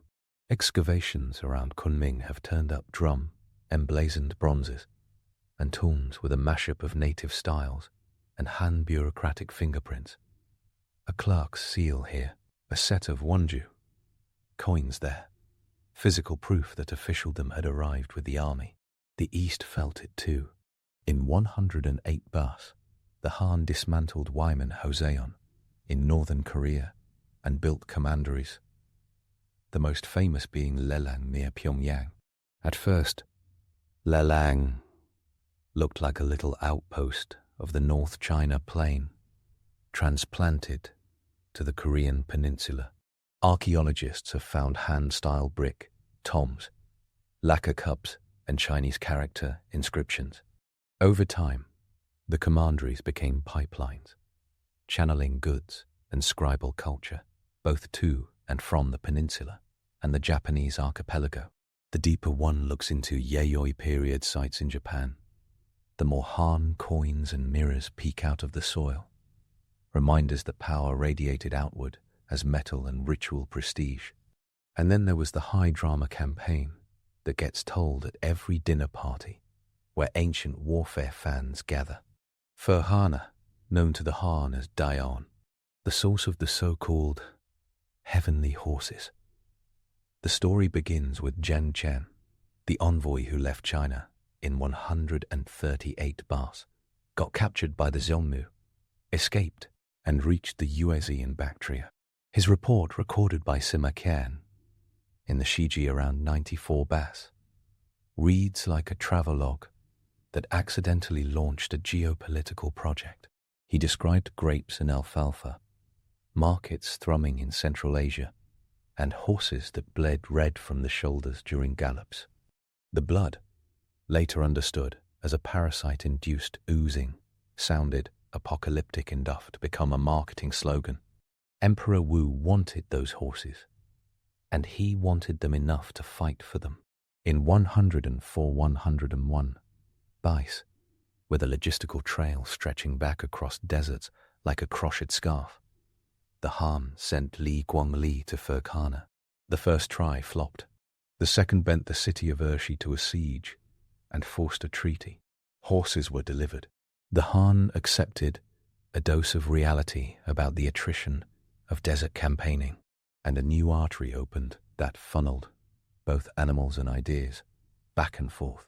The Hexi Corridor to Dunhuang, the Jade Gate, Yumen, and the Sun Gate, Yangguan, turned into shuttles feeding caravans west. The Western Region's Protectorate came in 60 batch, establishing a Protector General to oversee a chain of oasis states, Kucha, Khotan, Lulan, and the rest. A web that kept the steppe at a manageable buzz. If the frontier sword and silk theatre sells the tickets, the backstage economic reform kept the show funded and used equally sharp edges. Empire-scale warfare costs money. Emperor Wu's administration did not stumble into that fact. It engineered new revenue streams. In 117 BICE, the court nationalized salt and iron production. It also deployed equable marketing and ever-normal granaries, euphemisms for government price stabilization. Buy low in bumper years, sell high when things get tight. The 81 bar, Discourses on Salt and Iron, a preserved court debate transcribed by Huan Quan, captures the argument in high definition. Moralists thundering that aggressive monopolies corrupted the people. Pragmatists countering that, without such tools, barbarians would eat the borders. The empire listened to both, then kept the monopolies, because expedience beat philosophy. 9 times out of 10, when budgets were due, standardization did more than make taxes easier. The Wuzhou coin's ubiquity turned markets coherent. With that money in hand, state factories in the capital region could equip armies at industrial scale. Crossbows rolled out in batches. Iron swords and armor moved by the cartload. Cavalry shock units formed. With steppe-style saddles and Chinese discipline, grain moved along. Roads with posted schedules and courier tallies. The court's internal watchers, the inspectors sent to crack down on corruption, took notes that survive on slips, showing fines exacted, gifts confiscated, and arrests performed. Without drama, the paperwork carved out a habit of state supervision that later dynasties would inherit, like a favorite pair of boots that never goes out of style. Culture and ideology were not along for the ride, either. They were driving. Dong Zhongshu's big idea harmonized the state with heaven's rhythms, gave the emperor ritual obligations, so heavy they needed their own calendar. In 104 BICE, new astronomers rolled out the Taichu calendar. It recalibrated the lengths of months and the insertion of leap months to keep solstices where solstices belonged. When eclipses showed up off schedule or comets flashed, memorials warned that heaven was judging the ruler. Emperor Wu doubled down. He performed the Feng and Shan sacrifices at Mount Tai, time-stamping his rule as cosmically certified. He also fed money to alchemists and immortalists, a thing rulers did in many places when they started believing their own press releases. He sent Sima Qian deep into the archives and out across the frontier to write the Shiji, a kaleidoscope of a history that shaped how everyone since thought about the past. Later, in Eastern Han, Bangul would do the same with the Hanshu, completing a record that anchored the dynasty's legacy. When Wang Mang hijacked the throne in 9C, calling his interlude the Xin dynasty, it looked for a minute like the Han script was about to be rewritten. Wang Mang's reforms announced the nationalization of land fantastic currency, experiments, new names for old offices. It played out badly. Floods and frontier disasters multiplied, including the Yellow River's terrifying course change in 11 set, and rebellions flowered. The Red Eyebrows and other rebel bands hammered what was left of the center. The Han's comeback, orchestrated by Lu Xiu, posthumously Emperor Guangwu, 2557 Se, returned the capital to Luo and returned the empire to something like its earlier baseline. That recovery matters for influence, because it showed the Han state was not a fluke. It could break, absorb punishment, and still stitch itself back together with the same bureaucratic thread. Eastern Han expansion wore a different face. The mega campaigns against the Xiongnu were replaced by a slower burn. The Xiongnu themselves split into northern and southern confederations. The southern group came into the Han orbit as allies in 56 and settled along the frontier as a buffer. The northern Xiongnu stayed angry. In 89C, General Dou Shen drove a campaign far beyond the frontier, carving an inscription on the cliffs of Mount Yanren to celebrate victory. The stone still exists, rediscovered in Mongolia in 2017. Granite proof that the Han idea of influence included sculpting the landscape with monuments as well as roads. Meanwhile, a man from the Ban family kept walking west. Ban Chao, who served as Protector General of the Western regions in the late 1st and early 2nd century C, spent decades doing what modern diplomats call networking and ancient ones called subduing. He convinced, cajoled, and sometimes coerced the Tarim states to stay inside the Han gravitational field. In 97C, his subordinate Gan Ying reached the shore of what he thought was the Western Sea, likely the Persian Gulf, and wrote a report about the far-off land of Dakin, the Roman Empire. It read like a long-distance blind date profile. Sometime in 166 Cs, a mission apparently from Andam, probably the Roman Emperor Marcus Aurelius, or a merchant using his name, arrived in Rinan, central Vietnam, and then to Luoyang, recorded in the Hu Hanshu. Was it official diplomacy or entrepreneurial? Travelers upgrading their status at customs. The record shows that at least by that date, the information loop had closed. Rome and Han were aware that there was, across deserts and seas, another big power that mattered. Maritime routes turned up the volume. Underneath all this, the Han commanderies in the south not only supplied the court with spices and pearls, but also turned the South China Sea into a highway. Ships moved from Hepu and the Pearl River Delta along the coast to the Gulf of Tonkin, then hugged coasts into the Malacca region. By the 2nd century C, Roman glass and Mediterranean-style intaglios filtered into southern Chinese tombs, while Chinese silk, lacquerware, and metalwork turned up across Indian Ocean ports. Pliny the Elder, writing in the 1st century C, grumbled that Rome was bleeding money for Eastern luxuries. He was not wrong that the silk industry in the Han realm ran a global drain on silver. Back home, Eastern Han pushed the logic of the early empire's bureaucracy further, and that had its own kind of expansion. The commandery county system stayed the norm, but a new layer of provinces with inspectors, Chishi, checked up on the checkers. The imperial school bloomed. Students studied the 5 classics so fervently that ideological hair-splitting became a professional sport. The recommendation system, where officials were nominated for talent and virtue, filial devotion and incorruptibility, Sciolian greased the wheels. There were exams, but they were more about demonstrating learning, face-to-face than filling in bubbles. The fully standardized imperial bubbles. The fully standardized imperial examination was a later invention. Salaries were paid in grain, silk, and sometimes coin. Misconduct was punished with job loss, and sometimes something worse.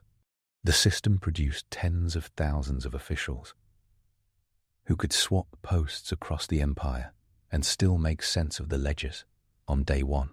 That portability was influence too, because it meant rule did not depend on local charisma. Agriculture stayed central. The Han encouraged state-run military agricultural colonies, Tumtian farms, to feed garrisons and stabilize border regions. Plows improved. Iron casting thickened. Water conservancy projects multiplied, though nothing as epic as Qin's Dujiangyan. Population numbers tell the underlying story. The census of Tu Se, preserved in the Hanshu, listed 57.67 million people in 12.36 million households. Nothing else in the ancient world can match that headcount with that kind of archival certainty. Later numbers dipped, in part because of wars, and in part because of wars, and in part because people learned that vanishing from registers trimmed tax and labor obligations. The state kept peering anyway, measuring and calculating. Technology and science slid into influence because they changed how business got done. Paper became a thing. The Eastern Han court credited Cai Lun in 105C with refining a paper-making method using bark, hemp, rags, and fishing nets. Archaeology has since found early paper scraps from the 2nd century Bai, but Cai Lun's stamp matters because it marks the year when paper left the garage and went retail. Bamboo and wood still carried reports, but paper accelerated the administrative rhythm. Zhang Heng, polymath of the 2nd century C, built the first seismoscope in 132 C, a bronze device that detected distant earthquakes with the drop of a bronze ball into a dragon's mouth. It sounds like a party trick. It was actually a statecraft tool in a world where disaster omens had political teeth. Calendrical science, too, soared. Astronomers tracked eclipses and planetary positions, tweaking the calendar so tax days and rituals hit their cosmic marks. That data-driven governance glowed like an internal neon sign that the empire knew how to observe and respond. If ideology defines how an empire sees itself, the Han wrote the view in bright ink. Confucian canon studies reigned. Legalist techniques ran the machinery. The synthesis, often called the Han synthesis by modern historians, paired moral language with hard-edged enforcement so cleanly that later states misremembered it as simply ethical government. The Empress stood at the hinge between heaven and earth. Every administrative act could be read as part of a cosmic balancing act. It was grand theatre that also enforced practical behavior. No one likes to disappoint the cosmos, especially not if auditors are circulating with pens. Religion and belief were not static props. Buddhism tiptoed in during Eastern Han, most famously wrapped in the story of the White Horse Temple at Luoyang around 68 secs. Whether or not the founding story's details should be read as literal news copy, the translation record leaves no doubt. And Shigao began translating Buddhist texts around 148 C. Lokaksema followed with Mahayana works in the late 2nd century. That trickle would later become a river. The Han framework offered Buddhism a bureaucratic home. Buddhism offered the Han elite a philosophy of merit and salvation outside the Confucian ancestor world. That exchange kept altering the mental map of East Asia long after the Han were gone. The cultural reach of the Han became a map overlay that later societies could not peel off. Chinese characters, Hanzi, spread with officials and merchants, then took on independent lives in Korea, Japan, and Vietnam. In the Korean peninsula, the Lelang commandery scribes turned their yen for neat brushwork into locally rooted skills. In northern Vietnam, commanderies like Jiaoji and Jujin tied Red River Delta elites to the empire's fiscal machine. The Trunk Sisters uprising in 40C and its suppression by the General Ma Yuan in 43 cut a dramatic silhouette against that backdrop. Bronze drums and Chinese seals sit side by side in graves from the period. The friction did not erase influence.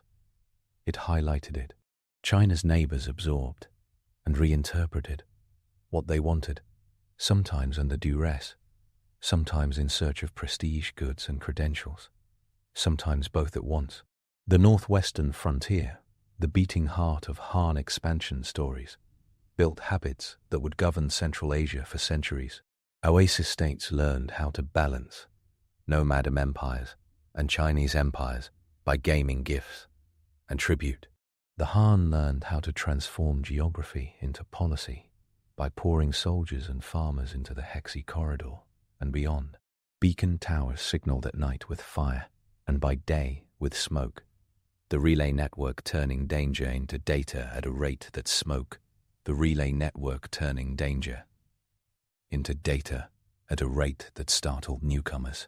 A message could jump hundreds of kilometers in a day. In an era without electricity, that was a form of speed. Trade plugged into that speed. Silk left China in bolts, coveted everywhere as a shimmering status symbol. Sogdian traders in later centuries would own that business model, but the Han set up the runway. In return, grapes, pomegranates, walnuts, alfalfa, and other crops crossed the passes and seeded new landscapes. Glassware reached Changzhen and Luoyang, exotic enough to warrant special notices.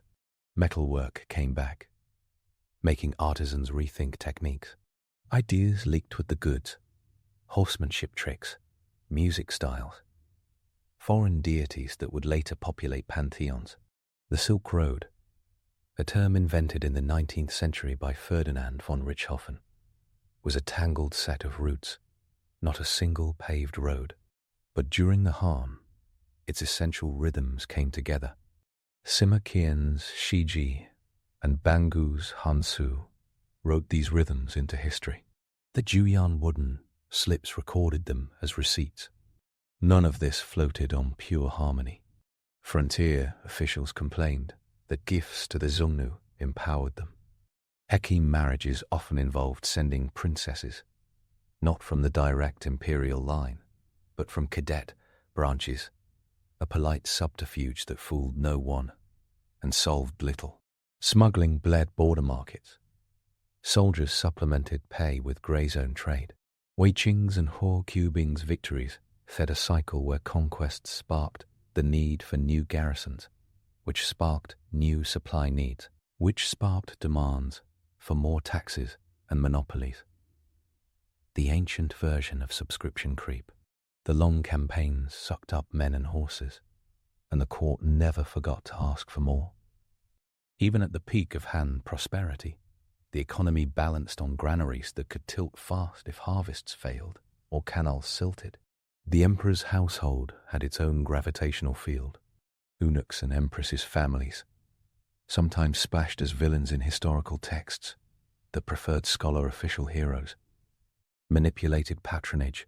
Hu Guang's stewardship, after Emperor Wu's death, kept the government stable for a generation, then snapped when the factional rubber band pulled too far. Those cycles mattered because they trained the bureaucracy in crisis response. The dynasty's resilience came as much from habit as from personality. The moment that many movie scripts would cut to black, 184 say, the Yellow Turban Rebellion does not erase the Han's influence. It underlines it. Zhang Jie's followers, heads wrapped in yellow cloth as a symbol of a coming new age, called for a great peace. Taiping, after famine, floods, and corruption, burned through the countryside. The empire crushed the rebellion at brutal cost, then staggered through warlord rivalries that eventually split the realm. That long dismount does not change the centuries of drafting that came before. When later dynasties stitched China back together, they pulled the Han template out of the drawer, a dual-track ideology of Confucian ethics and legalist machinery, a commandery county administrative net, a monetized tax system, a school that manufactured officials, a frontier policy that pushed farms and forts together. Influence also looks like this: a name that sticks. Han became more than a dynasty label. It turned into an identity. Today, more than 1 billion people in China refer to themselves as Han. The written language is Hanzi. In Vietnam, the old scholarly script based on Hanzi is called Juin Han, and its Vietnamese adaptation is called Shuruk Han. In Japan, Chinese characters are kanji. In Korea, early records used hanja. The layers of that influence, some voluntary and some imposed, mesh into one of the most durable cultural zones on Earth. The imperial capitals wrote themselves into that identity. Chang'an in the western Han, near modern Xi'an, glittered as a cosmopolitan city with planned avenues, massive walls, and palatial compounds. Luoyang in eastern Han carried the torch, its markets swollen with foreign goods. Excavated tombs at Mawangdui, sealed in 168 barge and opened in the 1970s, deliver snapshots of elite life in saturated color. Lacquer trays, silk paintings depicting the cosmos, medical manuscripts with breathing exercises, maps that place mountains and rivers with surprising accuracy. In the wooden strips and silk manuscripts of those tombs, daily life and cosmology sit elbow to elbow. They reflect an empire that thought controlling land and time were two halves of the same governance coin. Numbers give the drama a spine. The campaign against Nanyue in 111 bis deployed tens of thousands of troops and built supply depots that later doubled as market towns. The War of the Heavenly Horses saw Li Guangli march thousands across deserts where attrition devoured men by the dozen each staging point. The protectorate of the western regions required at least several thousand troops spread across oases to be credible. State monopolies were not decorative. They funneled the output of thousands of salt wells and iron foundries into court accounts. The postal network likely maintained relays every 10 to 30 li, with fresh animals and staff at each station, which means hundreds of stations across each province. These are not abstractions. They are spreadsheets written in ditch water and animal feed. The Han state dreamed in shifting colors. Early Western Han court ideology leaned toward Huang Lao, a blend of Taoist and legalist thinking that prized non-action and light taxation. That was the famous Wen and Jing era of frugality. Emperor Wu's reign rerouted the current toward activist government and grand ritual toward Confucian scholasticism, with legalist veins visible beneath the skin. Eastern Han made scholastic hair-splitting a feature of elite life. Factionalism pinballed between scholar officials and eunuch allies of the throne. In moments of crisis, scapegoats were easy to find. In moments of success, everyone declared the harmony of heaven and man restored. The rhetorical drama built a flexible justification machine. Later dynasties envied it. Many copied it. The military adapted along with the ideology. Early in the dynasty, infantry, crossbow lines, and chariots still mattered. Under Emperor Wu, cavalry took the center of the stage. Step techniques filtered in. Better saddles, better stirrup-like foot support, though the full stirrup would not arrive in China until later. Horse archer tactics married to disciplined formations. Supply columns bulged with fodder. The army learned the hard physics of desert campaigning, where water calculations decide more than courage. The frontier beacon system taught soldiers to think in terms of surveillance and response, an ancient command and control doctrine delivered with smoke and trumpet. Great wall building during the Han was less about one iconic barrier and more about engineering, a geography. Sections went up to enclose the ordos, to hold passes leading to the Hexi corridor, to channel nomads' movement where patrols could see them. Human Gate and Yangguan served as psychological as well as physical thresholds, places where relief lines ended and the unknown began. In the Han imagination, crossing those gates turned administrators into agents of empire, on a scale that carved their names into biographies in the Shiji and Hansu. Military farms, Tuntian, clustered around forts. Refugee resettlement policies moved whole communities to plug holes in the labor force, where desert winds sang too loudly. Economically, the empire found stability in contradiction. It celebrated peasant smallholders, while watching vast estates metastasize in reality. With power, families built client networks, used legal loopholes, and dodged taxes, an old human habit in new packaging. The court tried to slow it. Land laws, corvée obligations, occasional clawbacks from disgraced magnates. These tussles would explode after 150 seas as the Eastern Han frayed. Yet the system's broader frame held longer than the biographies of any specific fixer. Monopolies, price stabilizers, and transport logistics kept officials in ink and soldiers in rations. The government's devotion to documentation makes the Han story fact-heavy in the best way. The Shiji and Hansu provide narratives that read like ancient documentaries. Fanye's Hao Hansu stitches the Eastern Han together. The Yantilan captures the salt and iron debate in words that snap and crackle with moral urgency. Frontier slips from Joyan and Xuanquan show garrisons tracking arrowheads and horses with the seriousness of accountants reconciling quarterlies. The Ma Wangdui maps draw mountain ranges like snakes and rivers like living veins. When historians say the Han shaped Asia's political DNA, they mean that the evidence sits in boxes and vaults with accession numbers. Influence flows forward, not just in China proper, but across East and Central Asia.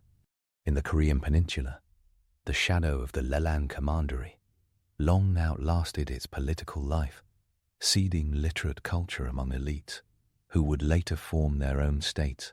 In northern Vietnam, commandery administration left behind an imprint so strong that even after independence, Chinese-style bureaucracy and Confucian scholarship persisted.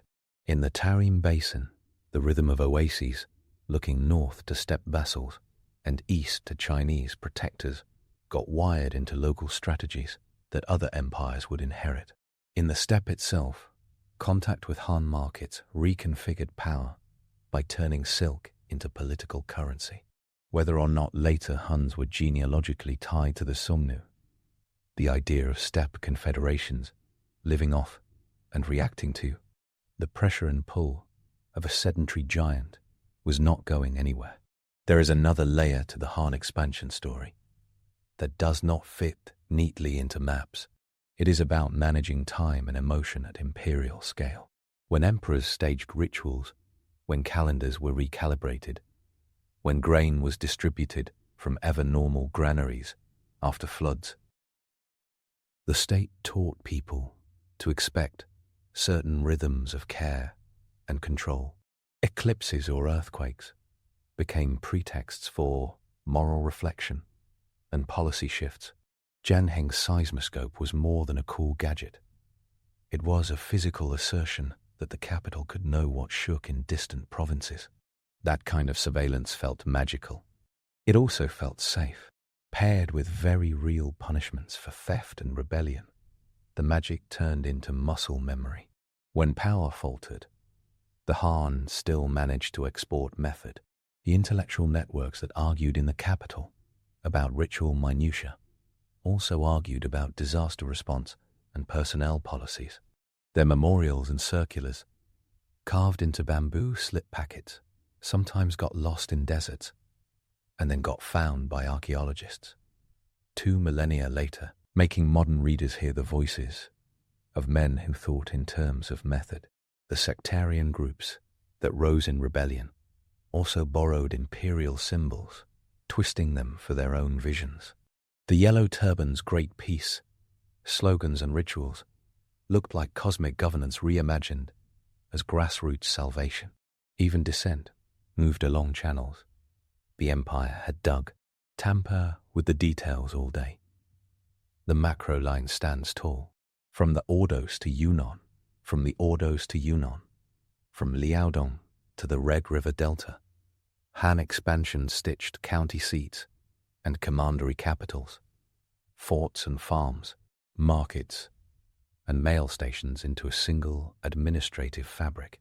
Through that fabric flowed coins, edicts, scholars, ritual, scripts, and bolts of silk. Over that fabric arced policies, born in debates, recorded in texts, still read by students today. Across that fabric moved armies that adapted to fight in deserts, swamps and mountains, then wrote the fact of their marching into stone.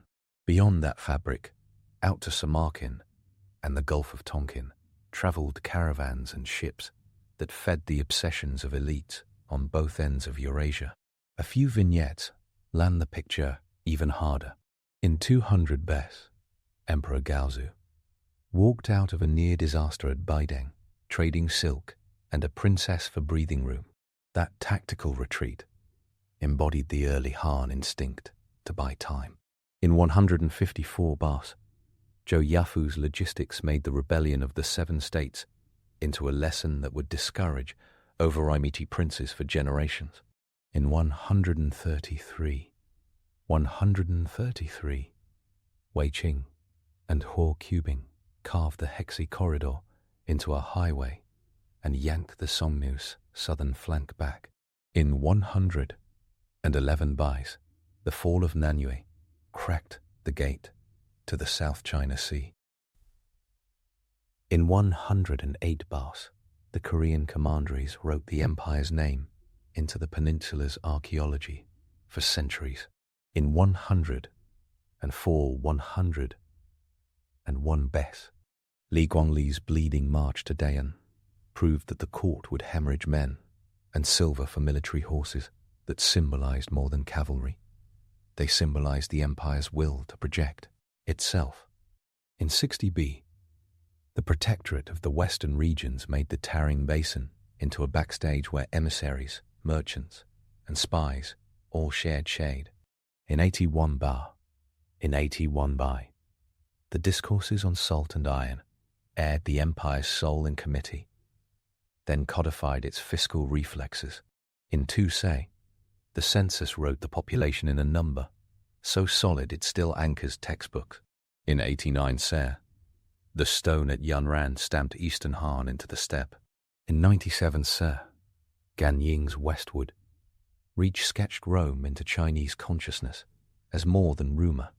In 166, as an embassy from Andan pushed the idea of Eurasia not as 2 islands, but as shores on the same long sea. None of those scenes stands alone. Each is a knot on the same net. Humor hides in the footnotes.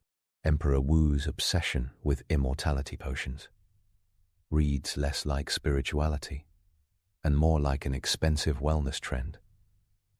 With golden chalices, the salt and iron debate could be summarized as a primetime talk show where one side preached morals and the other flashed a spreadsheet. Zhang Chen's travel story unfolded like a withering series of flight delays caused by kidnapping, with a final trip report that accidentally invented a market. The Heavenly Horse's marketing copy would own any billboard. Bleeds greatness, runs forever. The postal system was a government flex that said, rain, snow, desert wind, and paperwork are all weathered the same. And the Great Wall, that poster child of Chinese tourism, was in Han times basically an expanding project plan with a lot of under-construction signs. Modern comparisons soar naturally. The Han ideologically justified surveillance, with cosmology the way modern states justify it, with security and social stability. Their standard coin, unified markets, the way a common currency does today. Their postal relays match modern logistic hubs. Their monopoly debates measure against central banking and state capitalism, arguments of the present day. Their frontier farms line up with settler projects that have shaped frontiers from Rome's limes to the American West. Their court scholarship looks like the bureaucratic class in any technocracy, sure of its methods and blind to its margins, until revolt blows the doors off. Skeptics often whisper that the Silk Road is later Romanticism, that Han-era contact is overstated. The sources give a firm shake of the head. Simacan name checks places and goods that line up with archaeology. The Hanshu catalogues the western regions with numbing specificity. Tombs in China with Roman and Mediterranean artifacts plausibly dated to the Eastern Han period stand as quiet counters to minimalism, while caches of Chinese silk in desert graves west of Dunhuang highlight east to west flow. None of it implies direct Beijing to Rome, ambassadors on speed dial. It implies what matters more: a reliable chain that moved things and ideas, one link to the next, across a continent. Pauses help to breathe, because the sweep can feel too global to be human. The Han Empire at its widest points likely covered more than 6 million square kilometers, though precise borders shifted with campaigns and rebellions. It fielded armies that could place more than 100,000 men in concentrated theaters when the court emptied its granaries. It ran a school that trained tens of thousands of students by the 2nd century CE. It minted coins by the ton, enough that archaeologists in Korea, Vietnam, and China today still pull Wazhu discs out of the ground by the bagful. It tally-marked arrows and accounted for horse feed in stacks of bamboo slips, saved by desert aridity. The scale staggers. The detail saves it from abstraction. Even the failures ripple with influence. Wang Mang's reforms, chaotic and often tone-deaf, taught later rulers what not to do when changing currency systems and tinkering with land law. The Eastern Hans slide into factionalism and rebel warfare taught that eunuch purges and scholar purges both come with costs that last longer than the momentary satisfaction of revenge. The Yellow Turbans taught that neglecting rural distress and local religion is not a long-term policy. Later dynasties repeated some mistakes, anyway, because human memory fades. But they did it with a Han playbook in hand. Not blindly. If the story closes on a thoughtful note, it is this: the Han did not invent most of the tools they used. The Qin before them pioneered central administration and harsh standardization. The steppe peoples taught them mobility and the importance of horses. The southern kingdoms taught them tropical logistics. The oasis states taught them how to route caravans around mountains that laugh at straight lines. What the Han did was to integrate. They fused ideologies, techniques, and geographies into a system that could swallow setbacks without losing shape. That is influence at a molecular level. Imagine Changsan at dusk in the late 2nd century Bai. City walls glowing red, markets closing with the metallic whisk of shutters, an official rolling up a bamboo slip after reading the day's directives from the capital, a merchant counting Wuzhu coins, while a hired scribe drafts a letter to a cousin in Wuwei about a shipment of lacquerware heading to Khotan. A young student mumbling lines from the classic of poetry on his way back from the Imperial Academy dorm. Soldiers at a western gate checking tallies and quietly betting which beacon will flare first tomorrow night. This is not a fantasy tableau.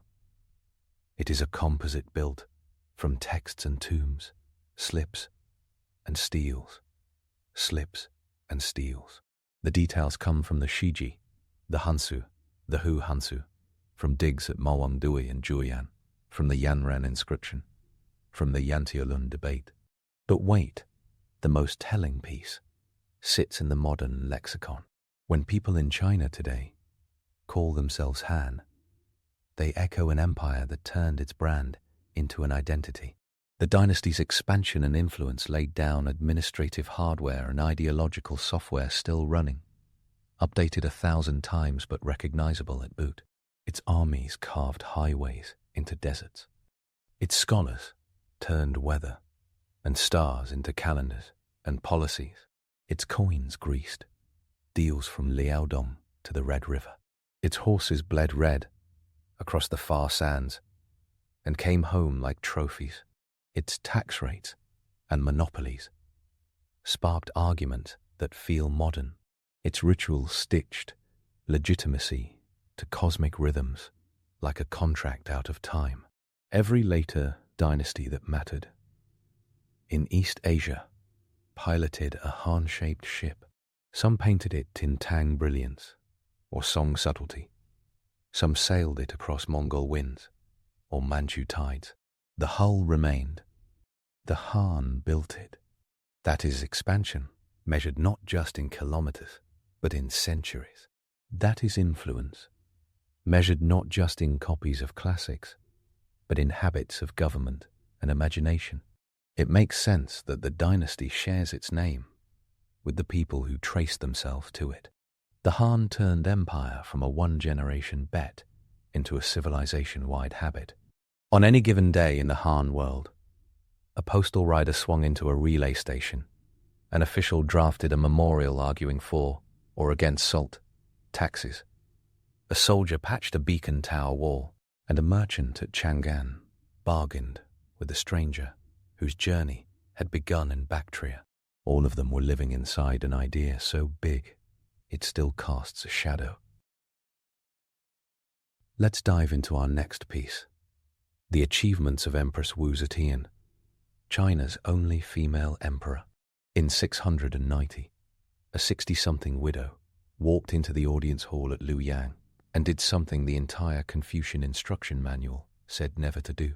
She took the throne as Huangdi, not consort, not regent, not empress behind a curtain. Emperor. She renamed the dynasty Zhou, ordered officials to proclaim the new era across more than 350 prefectures, and laid claim to cosmic legitimacy with the confidence of a person who had already been running the show for 3 decades. That one act turned Wu Zetian from scandal into fact, from rumor into statute, from palace story into state history. The only female emperor in more than 2 millennia of imperial China did not tiptoe. A lot of people reach for the tabloid version first. The secret police, the whispered assassinations, the rumor about the baby in the cradle. The notes are real, the smear campaign is even more real, and the fascination is understandable. The surprise is that the reign delivers something bigger than the whispers. The record is not just blood and palace intrigue.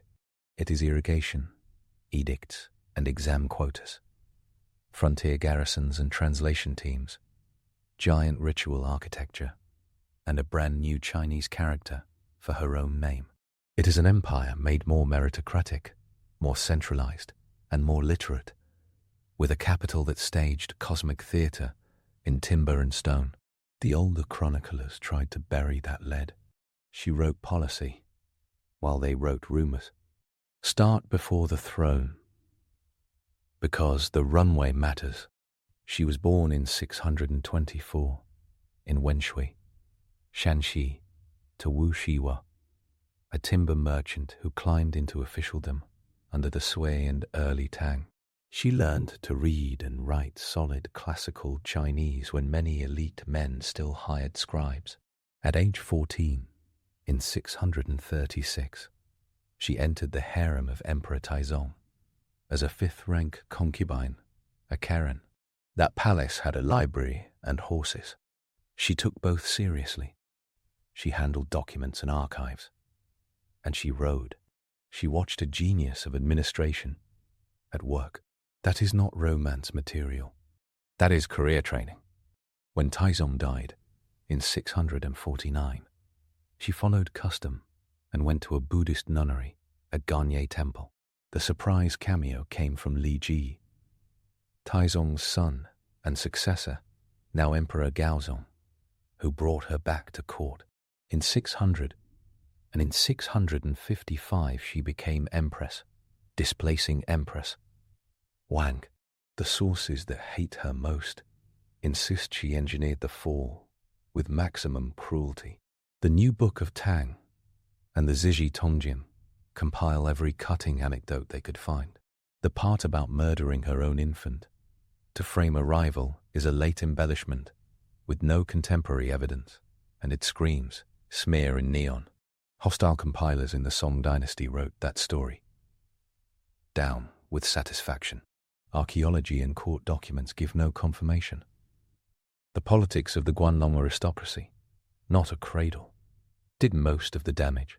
From 660 onward, after Gaozong suffered a series of strokes, real power moved behind a beaded screen and attached itself to Wu. She chaired audiences. She read memorials. She made personnel lists.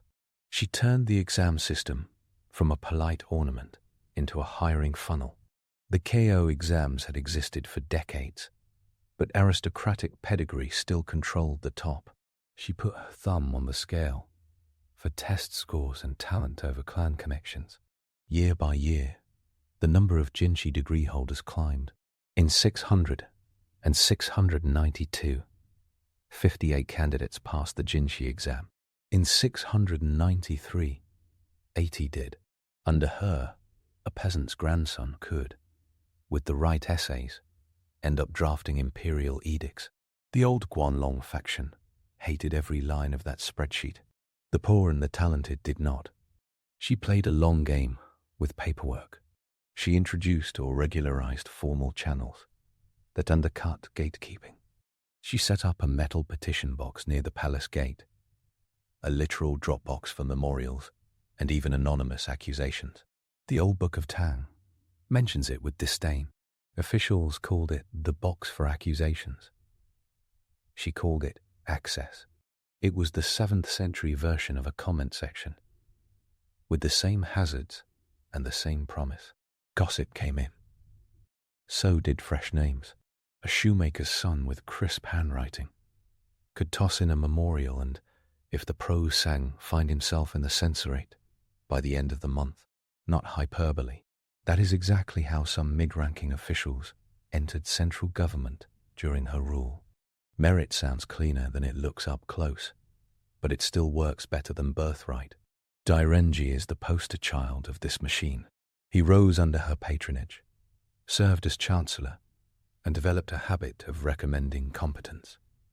Like a talent scout with tenure, later sources credit him with recommending as many as 18 men who eventually became chancellors. That number comes from court histories that adored list-making.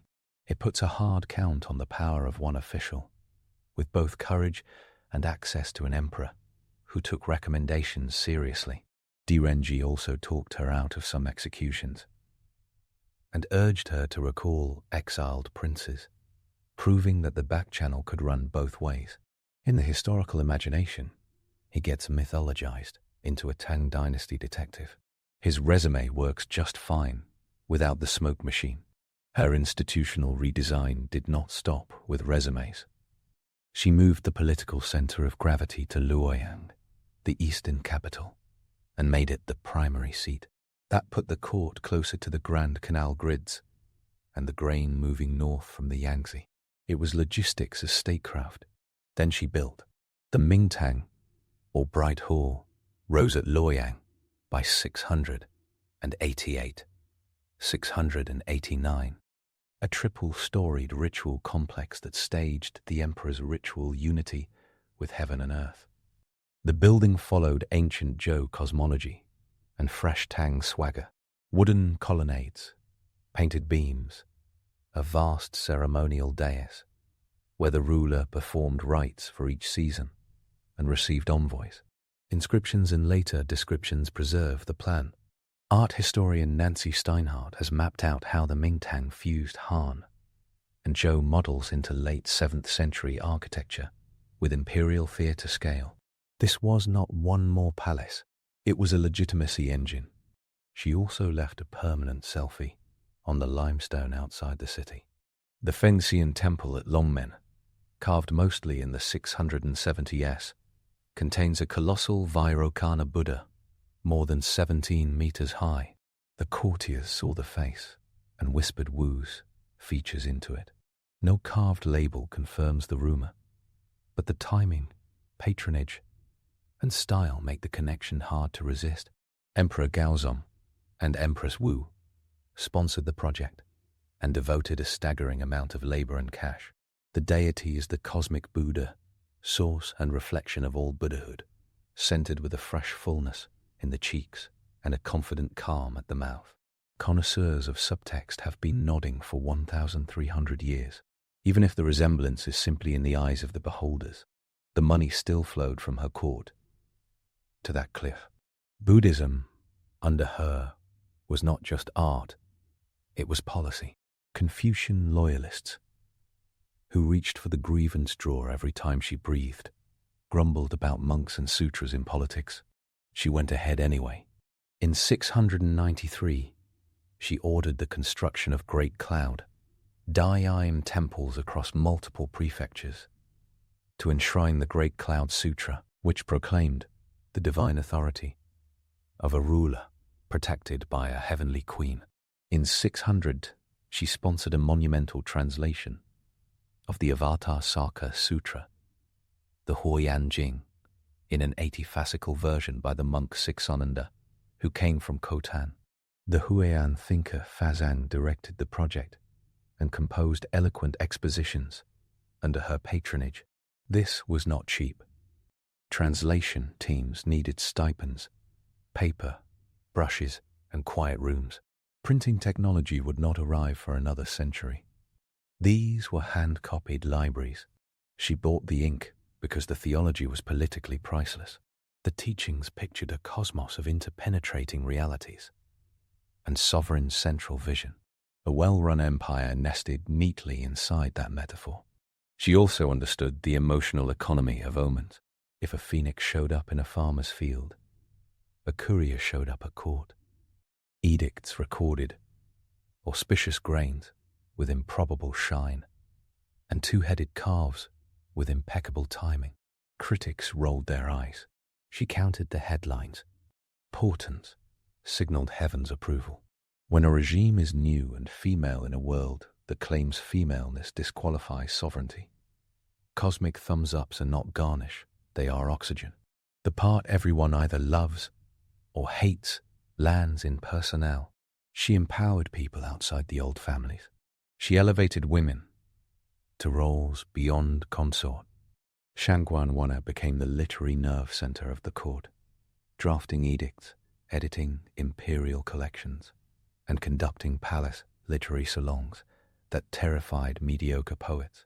She was born in 600, and she was born in 664, granddaughter of the senior official Shangguan Yi, who had been executed in 664 for treason. Wana grew up in the palace as a slave, learned to write lines sharp enough to cut silk, and by her 20s wrote imperial rescripts that carried the weight of law. Her career under Empress Wu turned into a case study in talent redemption. She later died in the 710 palace coup, but for a decade and change, she was the pen of the throne. Nothing else in world politics that century looks quite like that. The obvious rebuttal from the classics crew comes with a list of terrifying names. Lai Junchen, Zhou Xing, the secret police, the poison cabinet. None of that is wrong. The purges were real. Anonymous denunciations went into the petition box, along with pleas from the talented, and sometimes the wrong person, opened the mail. Mid-600, politics in Luoyang and later Chang'an came with surveillance, with interrogations, and with public rituals of confession. A modern audience can hold two truths in view. without a migraine. She built exams and granaries. She also executed rivals. The old historians recorded the blood with relish. They skimmed the policy gains with resentment. A clear view sits somewhere between. The frontier record gives her a couple of very measurable wins.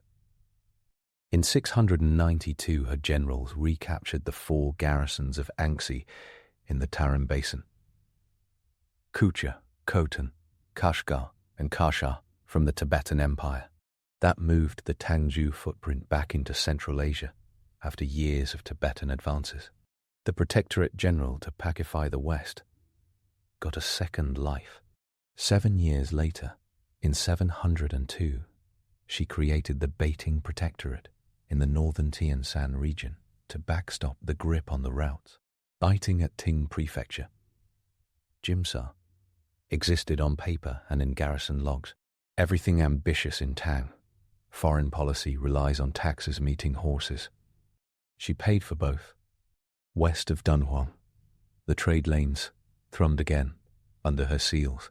North of the Great War, the Khitan erupted in 696 under Li Jinzhong and then Sun Wanrong. They smashed several Tang armies. The court felt the floor lurch. Her response was not just troop counts, it was diplomacy. She cut a deal with the resurgent Second Turkic Khaganate. Kapahan Khan hit the Khitan from one side. Tangzhou armies pressed from the other.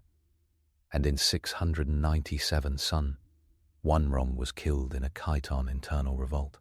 The emergency ended without a formal empire-toppling war. The Khitan did not forget the lesson. Neither did Luoyang. The fallback position that year featured a fresh batch of regnal names and a stern reminder to local prefects to keep roads clear for troop grain. State capacity sounds dry.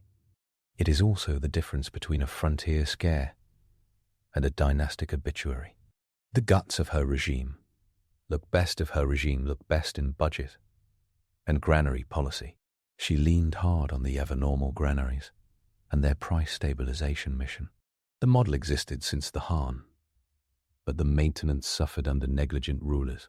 She pushed regional officials to store grain in good years and sell it during lean seasons to check price spikes. When floods hammered the Huai Basin, she issued relief edicts, reduced or remitted taxes, and redirected grain shipments through canal routes less impacted by the disaster. The records in the Jutanshu and Shintangshu have the tone of bored clerks with ink-stained sleeves and good numbers in their ledgers. That is precisely the point. Bored scribes and steady granaries make empires quiet down. She did not just talk agriculture, she micromanaged it.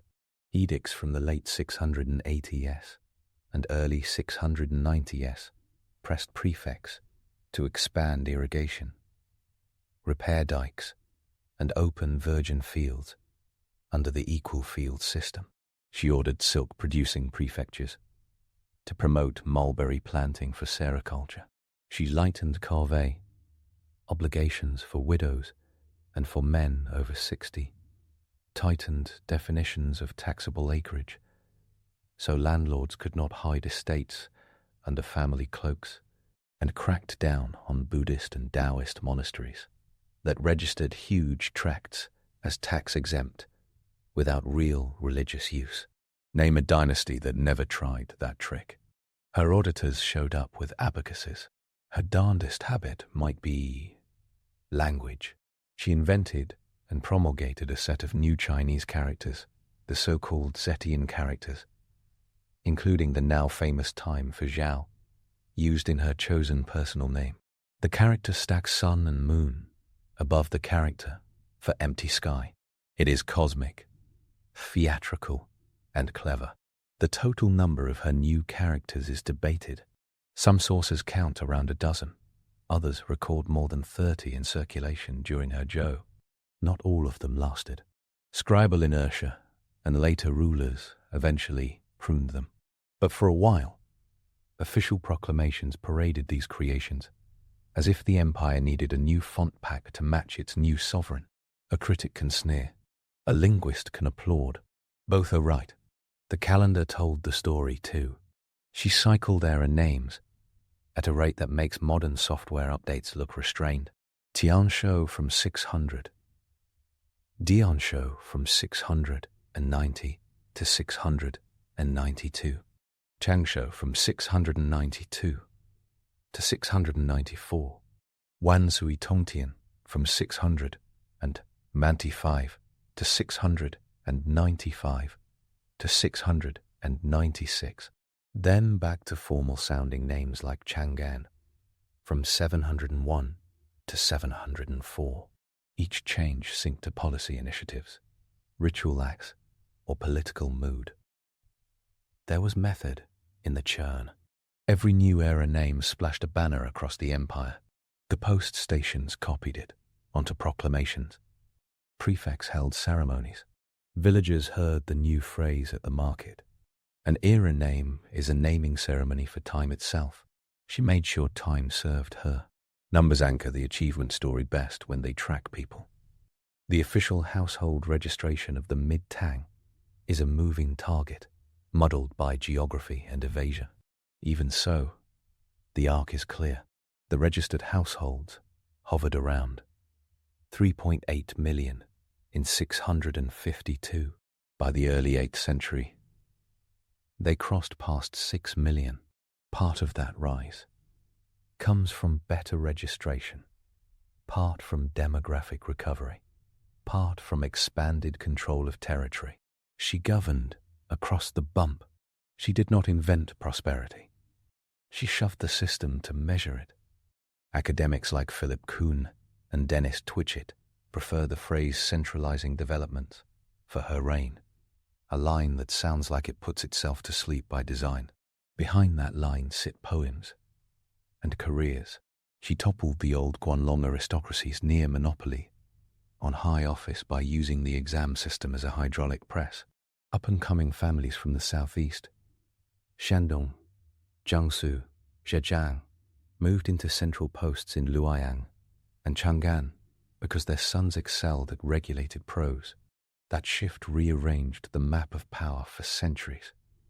By the high Tang under Xuanzong, the number of Jinshi accepted at a single metropolitan exam would reach into the low hundreds. That pipeline started to widen under her.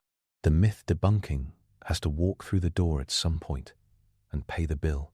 The infanticide accusation, the charge that she slaughtered half the court, the claim that she ruled only by terror. The court histories assembled in the song, especially the new Book of Tang, edited by Yang Xiu, made sure a reader knew which side the author preferred. That book scolded her achievements, as if any reform performed by a woman counted half as much. Sima Guang's Ziji Tongjin, brilliant in scope and dry wit, repeated hostile anecdotes uncritically when they fit the moral arc. Later, archaeology and epigraphy have complicated that portrait. Findings at Longmen, steals at Chanling Mausoleum, and administrative documents reveal a mix of ruthlessness and administrative competence. The baby story floats alone, repeated by moralists and enjoyed by generations of tellers who wanted a blood-simple fable. It looks least solid, exactly where it once felt most dramatic. She played cosmic games with ritual dress and bureaucratic drudgery with equal pleasure. Her ritual colonnades at Luoyang framed liturgies that gave her the mantle of a Chakravartin, a turner of the wheel world ruler out of Buddhist political theory. Her day-to-day habit of ordering county magistrates to stockpile grain for flood relief kept real people alive. The combination still startles. On the legal side, she tinkered with the Tang Code without wrecking it. The Code of 653 stood as a masterpiece of calibrated severity, with mercy loopholes, a legal machine polished under Taizong and Gaozong. She issued amplifying ordinances that protected the vulnerable in rhetoric and sometimes in fact, and she did amnesties after droughts. One sweeping amnesty in 696 followed, a cascade of troubles, mercy and power in the same column, delivered with the stagecraft of a ruler who knew the optics, the cultural record under her looks lush enough to blush. The poets Song Ji Wen and Shen Quanxi wrote elaborately regulated verse in her orbit, and their careers foreshadowed the flowering of regulated verse that would peak a generation later. The palace produced anthologies, the court sponsored work on encyclopedias, and reference works needed by the expanding bureaucracy. Those are the sorts of books that tempt no modern movie deals, but they anchor a government that expects an outer prefect to quote precedents precisely. She also oversaw a burial that doubled as a message. After Emperor Gaozong's death in 683 and her own in 7010 and 5, the two of them ended up at Chanling Mausoleum on Mount Liang, northwest of today's Xi'an. The site remains one of the best preserved Tang imperial tombs, with stone figures and satellite tombs dotting the ridges. One stele stands there, nearly 6.3 meters tall, without a single character carved on it. It is the famous wordless stele, an inscription for Gaozong on an adjacent monument, runs to thousands of characters. Her own stone declines to speak. Posterity gets the last word, the gesture says, which is both humble brag and martial arts move. Emperors of other dynasties drape themselves in calligraphy. She opted to dare readers to argue. They still do. The talent list from her court reads like a Tang Dynasty greatest hits album pressed a few years early. Dai Renji, already mentioned. Pei Xingzhen, the general who secured the West in earlier years and set patterns her generals would revive. Zhang Zhenji, a scholar official who would later turn against her favorites and engineer the 705 palace coup that forced her abdication. Yao Chong shows up slightly later, flourishing in the early 8th century, but his mentors and rivals cut their teeth in her bureaucracy. All that mobility had a downside. It bred factions. She did not mind.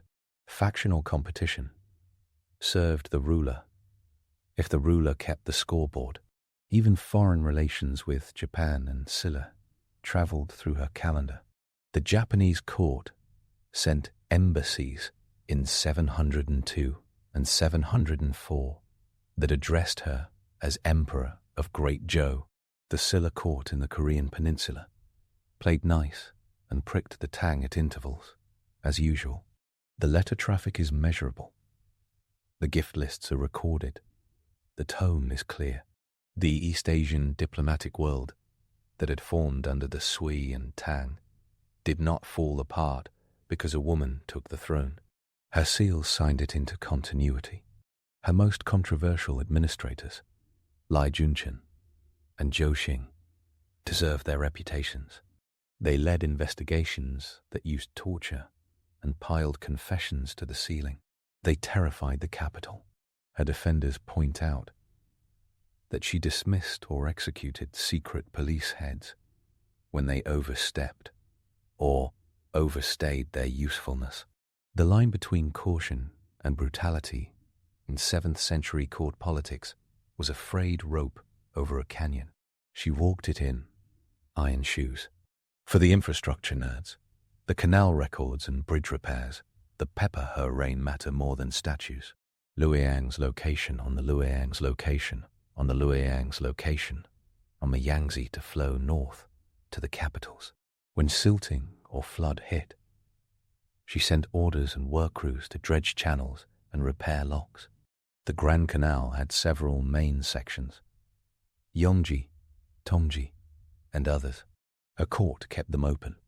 Little of that makes it into high drama, though it does creep into price stability data and into the dispatches of long-distance merchants who found a reason to write home about easy travel. The Silk Road ran partly on silk and partly on not having to push a barge over a mudbank. A smaller but delightful line in her achievement ledger is coinage. She introduced new coin types, inscribed with the new dynasty's name. Numismatists list several issues attributed to Wu Zhou, including coins with legends like Zhou Yuan Tong Bao. The exact sequence and mint locations are debated because coin hoard archaeology and Tang mint ledgers refuse to hug each other perfectly. The headline holds fine. New regime, new currency variety, same state-building impulse. She also tinkered with the bureaucracy itself. Titles shifted, ministries got new names under the Zhou revamp, and functional offices multiplied. Critics smirked that she used job creation to buy loyalty. They had a point. She also used it to do more administration. The censorate expanded under her. As did the Secretariat Chancellery composite organs that drafted and reviewed edicts. Those offices matter because they shape what later scholars would call the Tang central government's brain. She fed the brain and then asked it to prove it was smarter. A look at tax policy adds still more context. She lightened land taxes after storms, remitted storage dues in regions hit by locusts, a recurring Tang nightmare, and authorized loans of seed grain from state granaries to be repaid after harvest. The mechanism existed in Han legislation and in Tang legal code. She used it. In the agrarian world of the 7th century, the difference between starvation and survival often came down to a few hundred catties of millet delivered in April instead of June. A ruler known mainly for a palace story looks different when a clerk writes down a number that keeps families from selling their daughters. One of her sharpest long-term plays was educational.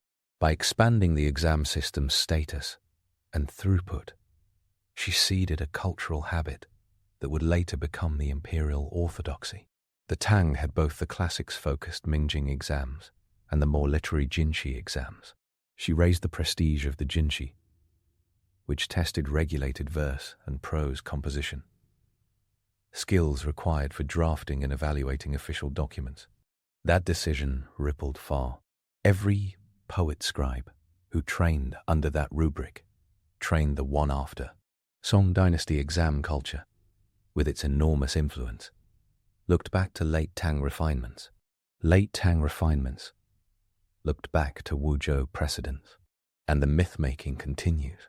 She stood on a dais in the Mingtang and performed seasonal sacrifices. She sat at a desk and corrected a metaphor in a decree. She sent envoys to Kucha and soldiers to Dingxiang. She sent for a monk from Khotan and underwrote the copying of 80 fascicles of scripture. She apparently enjoyed occasional hunting trips in court chariots. She wrote prefaces that still exist and showed an ear for rhythm and a taste for cosmic motifs. She commissioned the casting of massive bronze mirrors and ritual vessels and sent sets as gifts to loyal prefects. She loved symbols enough to shower the empire in them, and she loved forms enough to fit the whole into an administrative shape. The detractors saw one long sin of gender performed in nuance. They framed every action as a masculine act done by a woman. The surprise is that the evidence refuses to fit that story.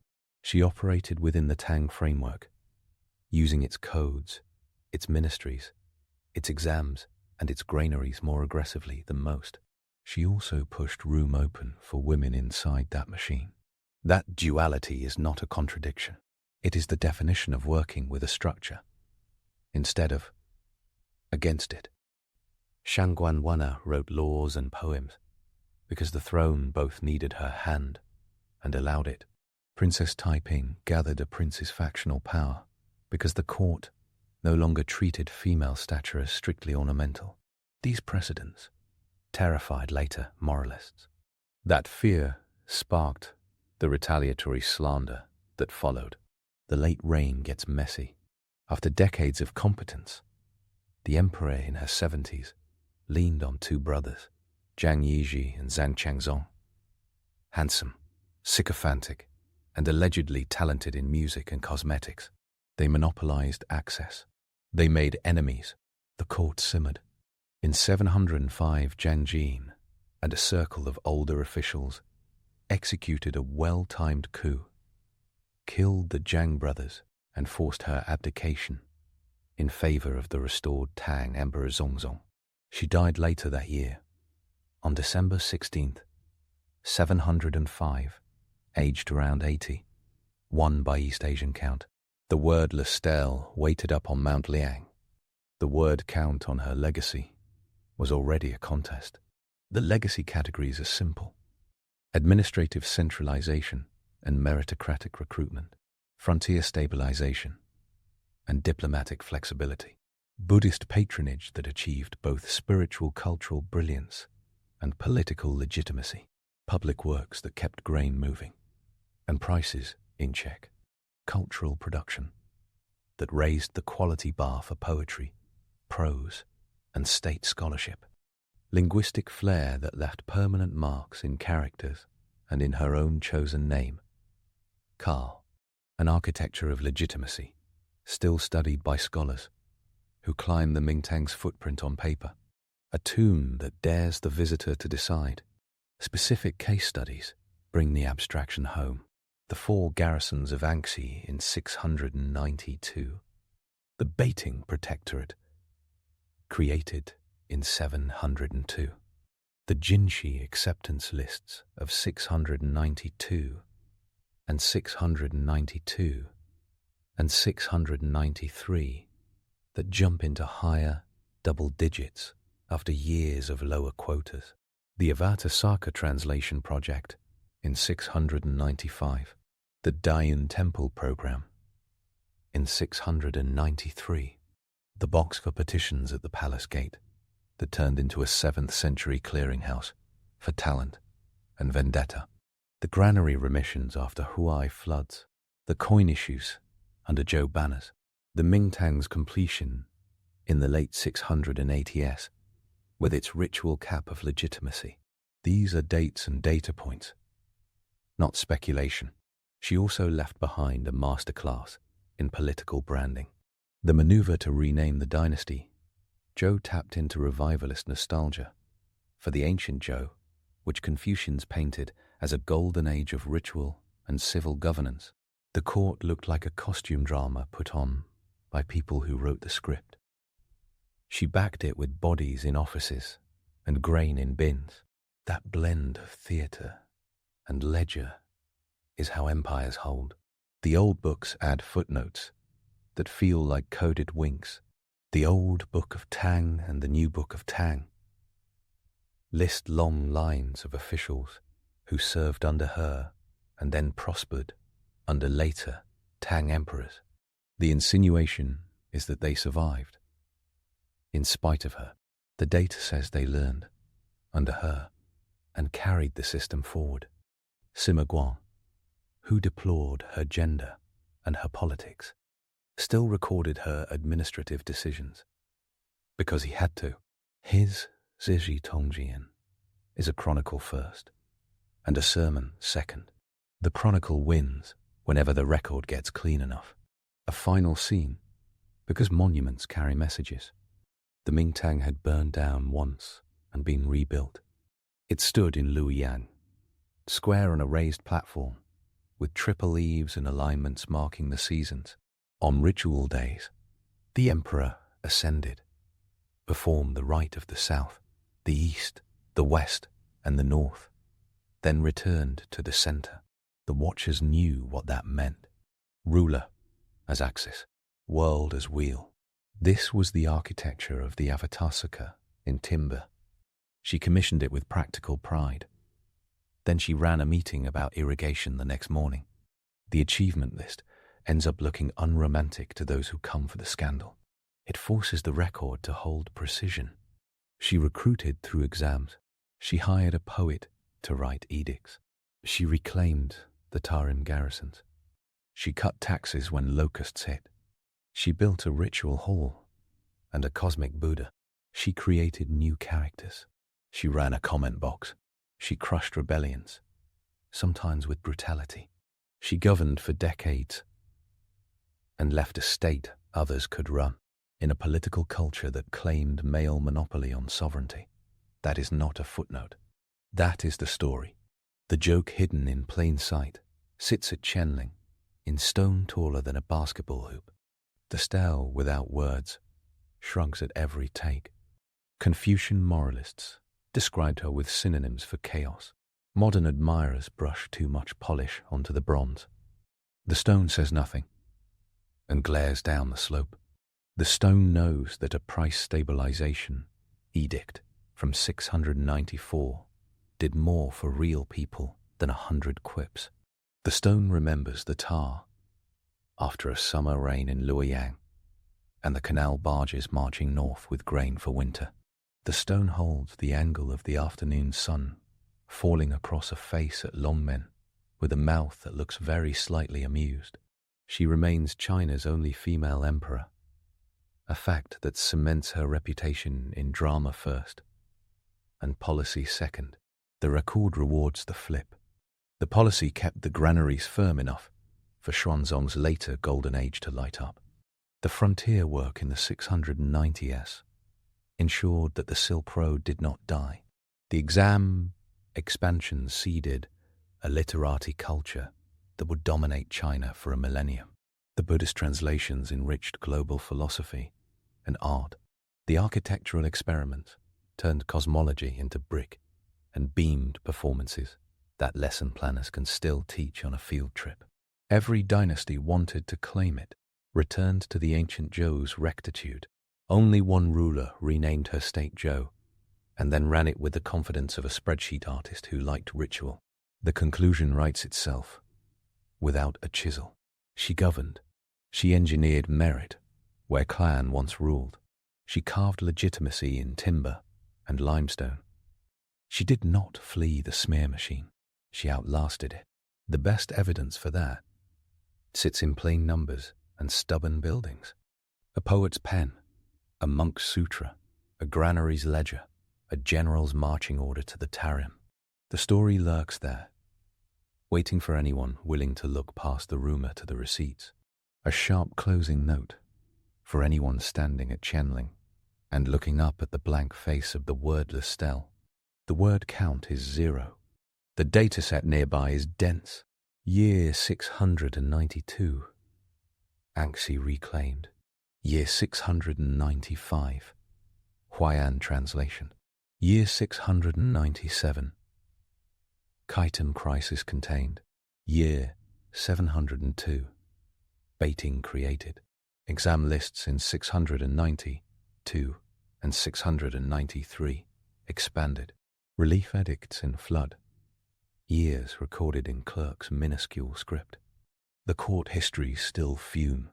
The stele still refuses to join the argument. She already made her case the only way a ruler can. She changed how the state worked. She raised the floor and the commoners with grain policy and gave ceilings to ambitious students with exam quotas. She placed women at desks that signed the empire's name. She left a capital where heaven's mandate came with stairs and season markers, and she left a script tweak that wed the sun and moon above an open sky. Her achievements are the plain record behind the spectacle.